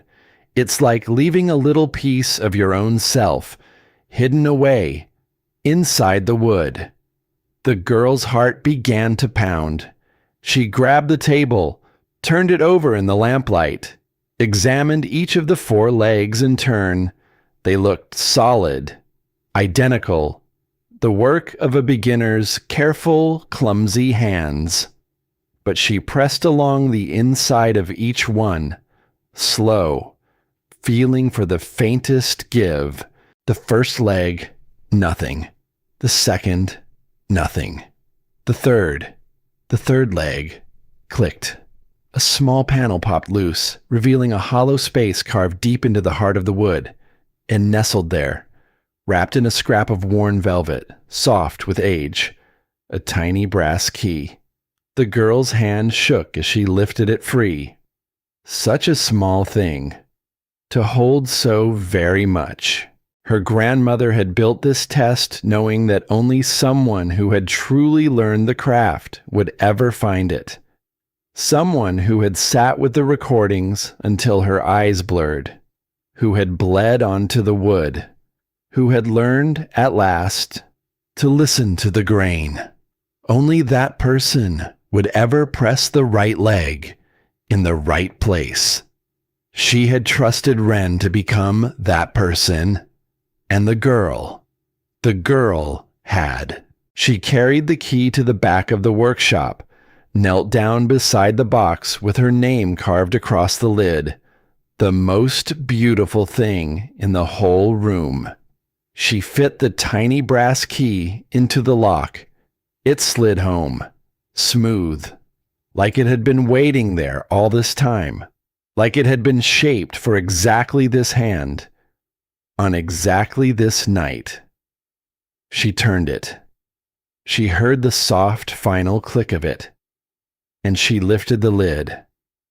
Inside, 3 things waited for her. The first was a journal, leather-bound, worn soft at the corners, different from all the others.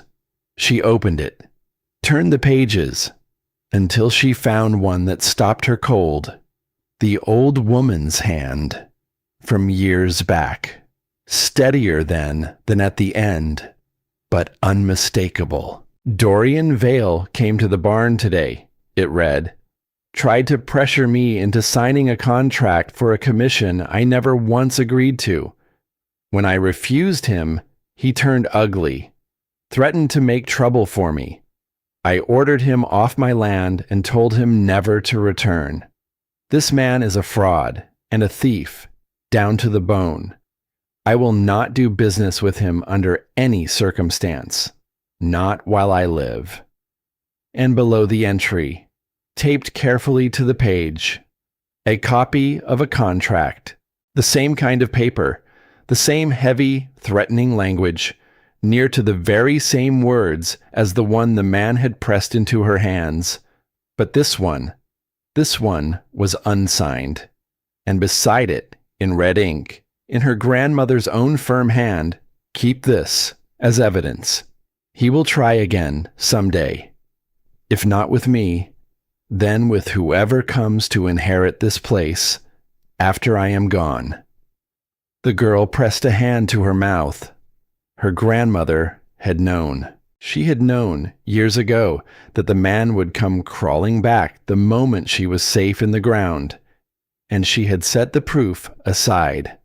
Carefully, patiently, the way she did every single thing, and she had hidden it behind a lock that only a true maker could ever open, so that it would be waiting for the girl on the very night the girl was finally ready to use it.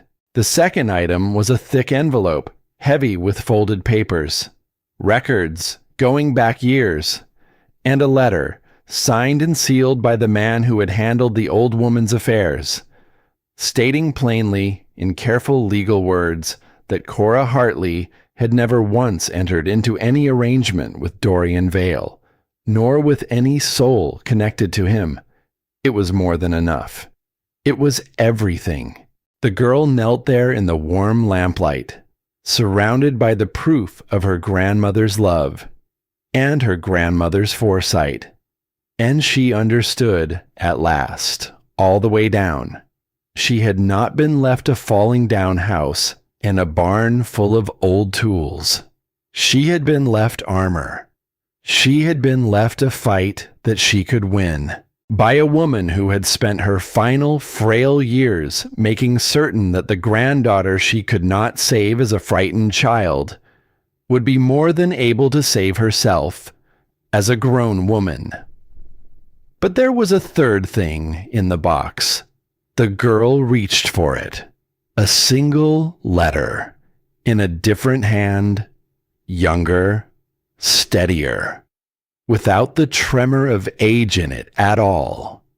And when she saw the writing across the front of the envelope, her whole body went still. She knew that hand. She had carried it with her through every cold place she had ever been made to live. On the few worn cards that had survived her childhood, the ones she had held like small, secret treasures in the dark when there was nothing else left to hold. Her mother's hand. The girl held the unopened letter in her two shaking hands, there on the floor of the barn, in the deep and perfect quiet of the night, and she understood, with a certainty that rose up from somewhere far below all thought, that whatever was written inside of it was about to change everything she believed she knew. But that was a thing she was not yet ready to read, so she held it against her chest, and she closed her eyes. And in the warm lamplight of the workshop her grandmother had built with her own two hands for her, the girl who had once believed she belonged to no one in all the world, let herself simply be still. For the first time, she was not bracing for the blow that would surely come. She was holding something precious, and she was letting herself hold it. And in the morning, she would be ready. Morning came soft and gold through the high windows of the barn. The girl had not slept. She had sat through the whole of the night with her mother's letter held against her chest, unopened, the way a person holds a thing she is not yet brave enough to face. But the light was here now, and she had promised herself the light. She sat down at the workbench, the same bench where her grandmother had bent over her work for the better part of a lifetime, and with hands that would not quite stop shaking, the girl opened the envelope her mother had sealed with her own breath long ago. The paper inside was creased from age. The ink had faded soft, but the hand was steady. The hand of a woman who had finally, after long years, decided to say a hard thing. "Dear Mom," it began. The girl had to stop. Right there, at the very first words. Mom, not the woman's given name. Not mother, held out at arm's length. But mom, soft, close. The word of a daughter who loved her mother still, beneath all the years and all the silence. The girl drew a breath, and she read on. "I've been trying to write this letter for the longest time. Months now. I could never find the right words, so I'll just say it plain. I'm sorry. I'm sorry for the way I left. I'm sorry for all the years of silence between us. I'm sorry I let my pride keep me standing on the far side of a closed door for so long, telling myself there was always more time." The girl's vision blurred. She wiped at her eyes with the back of her wrist and kept on. "There's a little girl now, Wren. She has your eyes, Mom, the same gray as a winter sky. And lately I find I can't stop thinking about the farm, about those wide fields, about all the things I ran away from back when I was too young and too angry to understand what I was leaving behind me." The letter went on, and every line of it was a door opening onto a life that had never had the chance to happen. "I want Wren to know where she comes from. I want her to walk those fields the way I did when I was a girl. I want her to learn about our people, to understand deep down that she has roots, that she belongs somewhere real, even if I spent so long pretending that I didn't." The girl's hands trembled so badly she had to lay the page flat on the bench to read the rest. "Were you thinking you might come visit this summer?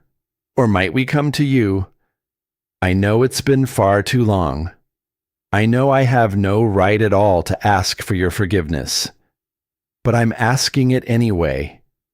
I want to come home, Mom. I want to bring your granddaughter to finally meet you. I want us to start over. All of us. Together. And then, the last of it. I love you. I always have. even when I was too stubborn and too foolish to say the words out loud. I only hope it isn't too late. Your daughter, always, Rosalind. Behind the letter, a smaller scrap of paper had been tucked, this one in her grandmother's trembling hand, not her mother's. Just a single line, written years later, in ink gone pale. This reached me 3 days before we lost her. 3 days, my darling. That is how close we came to having you home. The girl set the letter down, and for a long, long moment, she did not move at all. 3 days. Her mother had wanted to come home. After all the years of silence, after everything, her mother had sat down and written this, had decided to be brave, had decided to forgive and to be forgiven, had wanted, more than anything, to bring her little girl down that long gravel drive and up onto that sagging porch and into her own mother's waiting arms.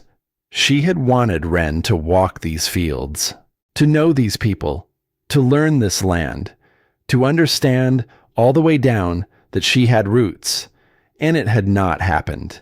The time had run out, the way the old woman on the screen had warned that it always does.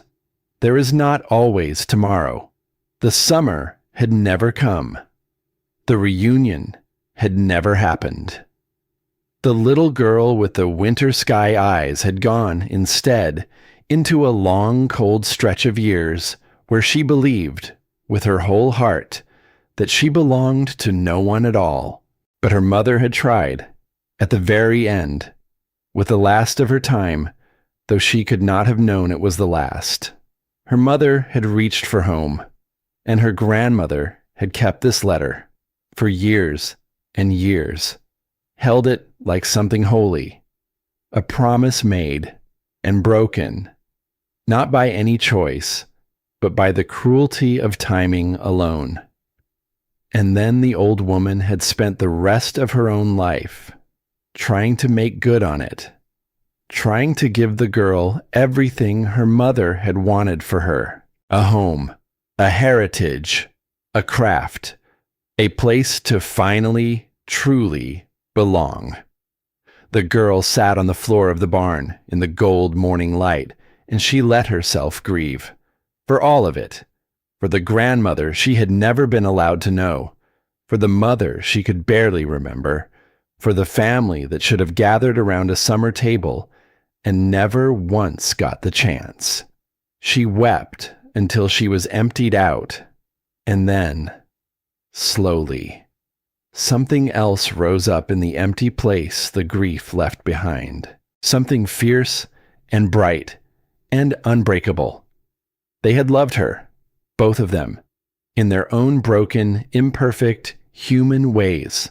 They had loved her deeply, and they had left her everything she needed, and she was not going to let a hollow man in a fine car take that away from her. Not now, not ever. She called the lawman that very morning and told him what she'd found.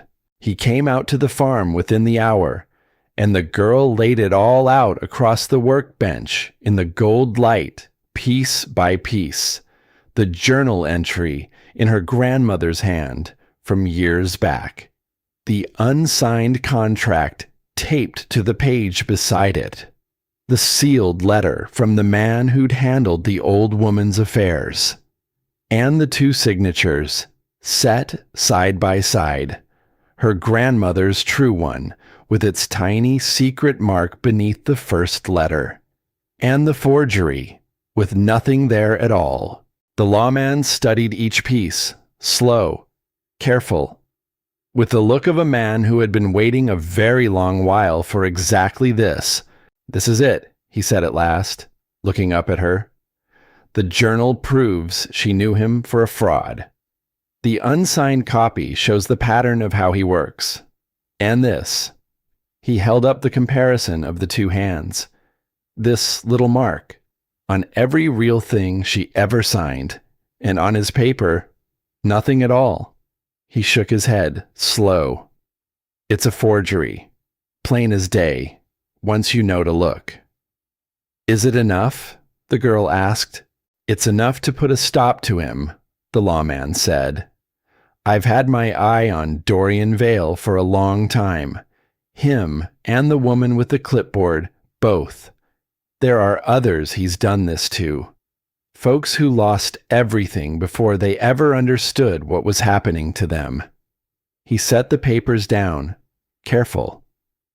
"With this, and with what those other families can tell, we can finally bring the whole thing down. The both of them." He looked at her. "He's coming back for your answer, isn't he?" "Tomorrow," the girl said. "At 10. The lawman nodded, something hard and satisfied in his weathered face. "Then tomorrow," he said, "we'll be ready for him." She did not sleep much that last night either, but it was a different kind of not sleeping. Not the old kind, not the kind braced against the dark. She sat out on the porch, wrapped in a blanket, and she watched the stars come out over the wide fields. More stars than she had ever seen in the gray places of her childhood, each one sharp and clear and impossibly far and impossibly close. Caleb came and sat with her for a while as the cold came down. He didn't say much. He never did, when much wasn't needed. He just sat beside her in the dark, his shoulder near to hers, and let her be quiet in a way she had never been allowed to be quiet with another soul. After a long while, she spoke. "My mother wanted to bring me here," she said, the words rough in her throat. "Before, she wrote a letter. She wanted to come home." A pause. 3 days. That's all she'd have needed. 3 more days. And I'd have grown up here. With them. With all of it. Caleb was quiet a moment. "Maybe," he said, soft. "Or maybe you needed to be the one who fought for it. So you'd know, all the way down, that it was yours." He looked at her in the starlight. "You didn't get the easy way to this place, Wren. But you got here. And nobody handed it to you. You earned every inch of this ground under your feet. There's a kind of belonging in that. The kind nobody can ever take back." She turned and looked at him, and for the first time, she let herself really see him. Not as a threat, not as a thing to be braced against, but as a steady, good man who had shown up day after day and asked for nothing, and simply stayed. "You've been here the whole time," she said. "Haven't you? Through all of it." "I have," he said. Simple, true. She didn't have words for what that meant to her, so she did the only thing she could. She reached over in the dark, and she took his hand, and he held it, and he did not let go. And the two of them sat there under all those stars until the cold drove them in. The man's dark car turned up the drive at 10 the next morning, sharp. But he was not alone this time. The lawman's vehicle was already there, parked across the foot of the drive, blocking any easy way back out. And the lawman himself stood beside it, with 2 others flanking him, waiting. Wren walked out into the gold morning on steady legs. In her left pocket, her grandmother's first letter. In her right, her mother's. She had carried them both every single day since she'd found them, like armor, made of paper and ink, and a love that had crossed time and death itself to reach her. The man stepped out of his car, and he froze where he stood when he saw the lawman waiting. His face moved through it all in an instant. Confusion, then anger, and then, beneath both, something that looked very much like fear. "What is this?" he demanded. The girl walked toward him, holding the folder her grandmother had prepared years ago for this exact morning. This, she said, is your contract. She held up the forged paper. And this, she said, holding up the image from the recording, is my grandmother's true signature. You see the difference? There's a little mark beneath the first letter. On every paper she signed for the whole of her life. A secret mark. And your forgery doesn't have it. The man's face went the color of old ash. That proves nothing, he said, but the smoothness had gone out of his voice. Handwriting varies. Anyone could. Maybe so, the girl said, but this doesn't. She pulled out the journal. My grandmother wrote about you. Years ago. She wrote down the very day you came here and tried to press her into signing one of your lies. She kept the unsigned copy. She wrote that you were a fraud and a thief, and that she would never once do business with you. The girl looked him dead in the eye. She knew you'd come back. After she was gone. She knew it. And she left me everything I needed to stop you. The lawman stepped forward then, his hand resting easy at his belt. Dorian Vale, he said, you're under arrest for fraud, for forgery, and for theft by deception. And as the others moved in to take him, the man turned and looked at the girl with a hatred so naked it might have frightened her once. This isn't over, he spat. You got lucky. That's all this is. Dumb luck. And the girl thought about all of it. The years that came before. The loneliness that had felt like a fact about herself. The bone-deep belief that she was unwanted and unworthy and impossible to love. She thought about the letters that came back unopened again and again. She thought about her mother, writing, I want to come home, in the last days she would ever have. It wasn't luck, the girl said, quiet, and she meant every word of it. My grandmother spent her whole life making sure I'd be ready for this day, and my mother wanted me here. She held his gaze. You're the one who doesn't belong. They put him in the back of the vehicle, but the girl held up a hand, and the lawman, after a moment, let her step close to the window. She did not gloat. There was no triumph in her face at all, only something quieter, something that had cost her a great deal to find. She kept it, you know, the girl said. Through the glass. The man would not look at her. The first chair you ever made, she went on, when you were her student, before any of this. It's still in there, in the back of the barn. She kept it all these years. A pause.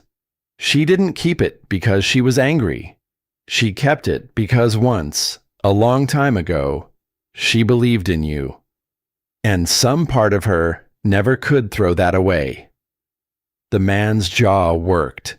He still would not turn his head.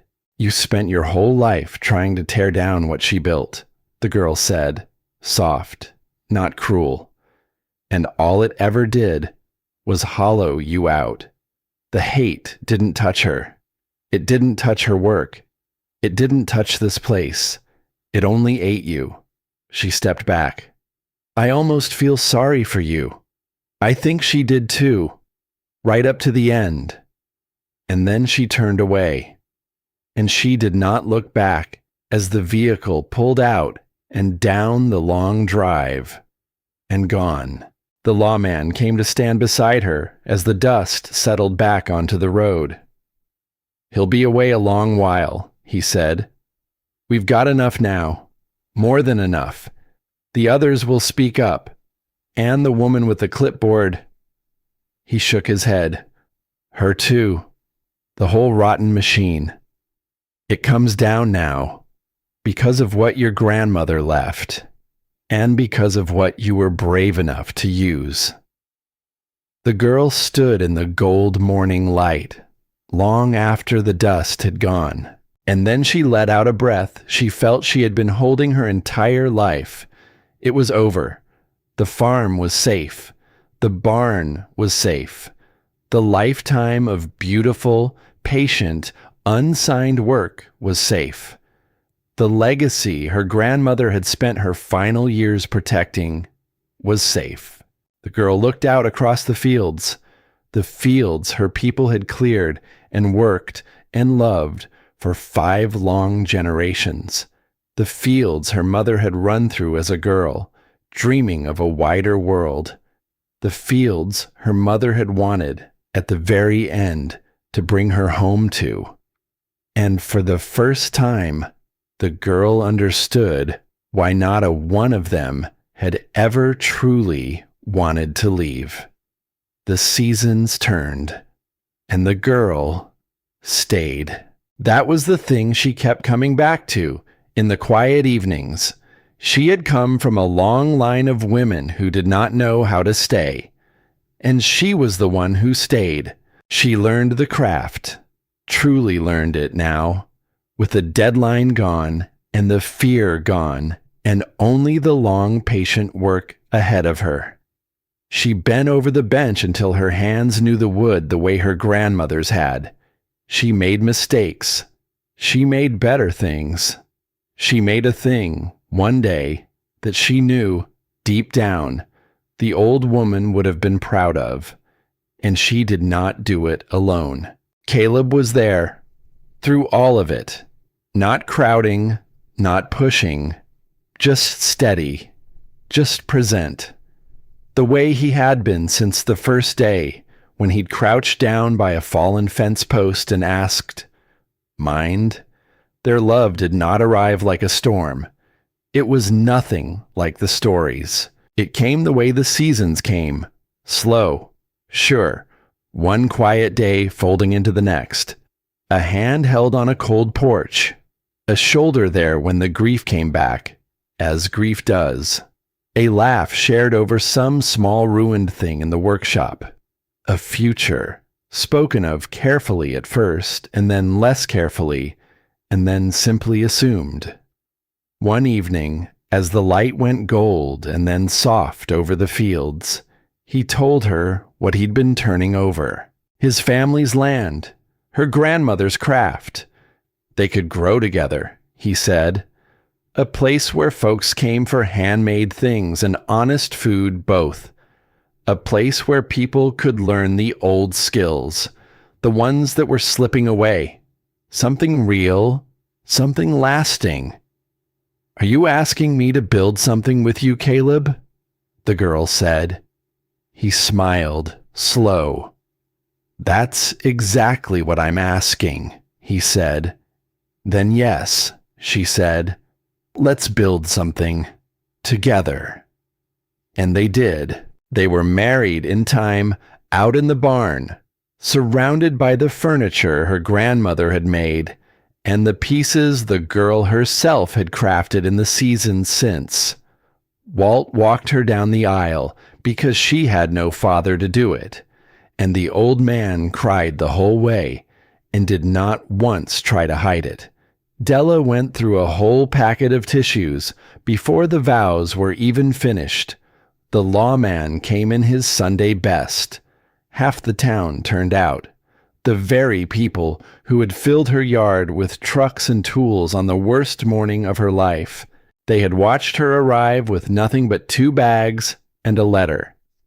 And they had watched her become someone the scared girl off that bus would scarcely have recognized.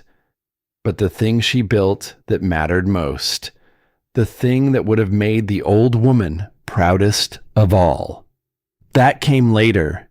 It started with a girl named Joss. She came up the long drive one autumn afternoon, sent along by someone who had heard the story. 19 years old, just turned out of the places that had never quite kept her, the way Wren had been, angry, wary, carrying herself like someone braced for the next blow that always came. And her eyes. Her eyes were guarded in a way that stopped Wren's breath, because she knew that look. She had worn it herself once, getting off a bus at the end of a paved road, certain the whole wide world had nothing good in it for a girl like her. Wren offered her a job, a place to stay, a chance to learn the craft. The girl was suspicious of all of it at first, waiting for the catch, because in her life there had always been a catch. But there was no catch, only an open door, and work for her hands, and a place at a table, given freely, the very same way it had once been given to Wren, the same way her grandmother had given it to half a town, and never once let on it was a gift. It took time. These things take time. Trust does not grow faster than a tree does, but slowly, the girl named Joss stopped looking over her shoulder. Slowly, she stopped flinching at kindness.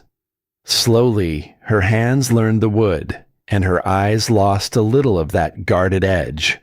And one ordinary afternoon, Wren caught her humming, low over a piece she was sanding, lost in it, at peace. And Wren had to step out of the barn for a moment, so the girl would not see her cry. Joss was the first. She was not the last. Over the seasons that followed, others came. Young people the world had given up on. Some stayed a few months and moved on, carrying skills and a steadiness they hadn't had when they arrived. Some stayed and became part of the thing the place was growing into. All of them left changed. And every one of them learned the same thing the girl herself had learned, out in that cold barn, with her grandmother's voice playing low, that the wood does not care where you came from, that it asks only that you pay attention, and that paying attention in the end can make something beautiful out of a person, not only out of a board. In time, the girl built one last thing she had been carrying in her heart since the day she first read her grandmother's letter. She had saved a piece of wood for it, a length of fine walnut her grandmother had set aside long ago, and labeled in that trembling hand for something important. The grain in it seemed to glow with its own quiet light. The girl had waited all this while, until she felt she had earned the right to put a blade to it. She built a bench, simple in its design, but there was not a single flaw in it, every joint perfect, every surface smooth as still water, every hour of the lifetime she'd been given by a woman she never got to thank, poured into it, and across the back of it she carved an inscription, one she'd been composing quietly since the day she arrived. Cora Hartley. She built with her hands, and she taught with her heart. She set the bench beneath the old maple beside the barn, the spot, Walt had told her, where her grandmother used to sit between her projects, watching the fields, watching the seasons turn around her, one into the next, the way they always had, the way they always would. It faced the land that had been in the family for 5 generations, the land that would stay in the family now, for 5 generations more. On a soft evening, when the work was done, the girl went and sat on that bench as the sun went down. The sky turned gold, and then rose, and then a deep and gentle purple. The very same colors she had seen that first evening, when the old man's truck had carried her up the drive, and everything had begun to change without her knowing it yet. Caleb came up from the barn and sat beside her, sawdust in his hair, quiet contentment in his face. He took her hand the way he had on that cold porch a lifetime ago, and he did not say anything, because nothing needed saying. In her pocket was her grandmother's last letter, worn soft now, from years of being held. And the girl thought about all of it, about losing her parents when she was too small to understand, about the long cold years in places that could never quite see her, about all the nights she had believed she was forgotten, unwanted, impossible to love. And then the letter, on the morning she thought her story was ending, the journey up the long road, the barn, and what waited inside it. The grandmother who had loved her from a distance she could never close. The mother who had tried, at the very last, to bring her home. The town that had filled her yard with trucks. The man who had become her whole world. Her grandmother had not given her a childhood. She could not, no matter how desperately she had wanted to. The distance, the years, the fear, the cruelty of timing, they had all conspired to keep them apart in the years the girl needed her most. But she had given her a future. She had given her roots. She had given her a craft, and a place, and a people, and a way to live that would carry her and carry others, long after them both. And she had given her proof, in letters and in recordings, and in a lifetime of careful, patient, hidden preparation. Proof that the girl had been loved every single day, even on all the days she never knew it. And sometimes the girl had come to understand that is the greatest gift one soul can leave another. The stars came out, one by one, over the wide and sleeping fields. Somewhere off in the dark, an owl called, and the girl who had once owned nothing but 2 bags and an old photograph leaned her head on the shoulder of the man she loved, on a bench she had built with her own 2 hands, on the land her people had loved for longer than anyone living could remember. In the morning there would be work, there always was, orders to fill, young ones to teach, a whole life that asked for care and effort and love every single day. But for now, in this one quiet moment, beneath all those stars, she was exactly where she was meant to be. She was home. And she understood, at last, the thing her grandmother had spent a whole life trying to tell her. That it is never too late to find your roots. That it is never too late to discover you were loved all along. And that it is never, ever too late to come home.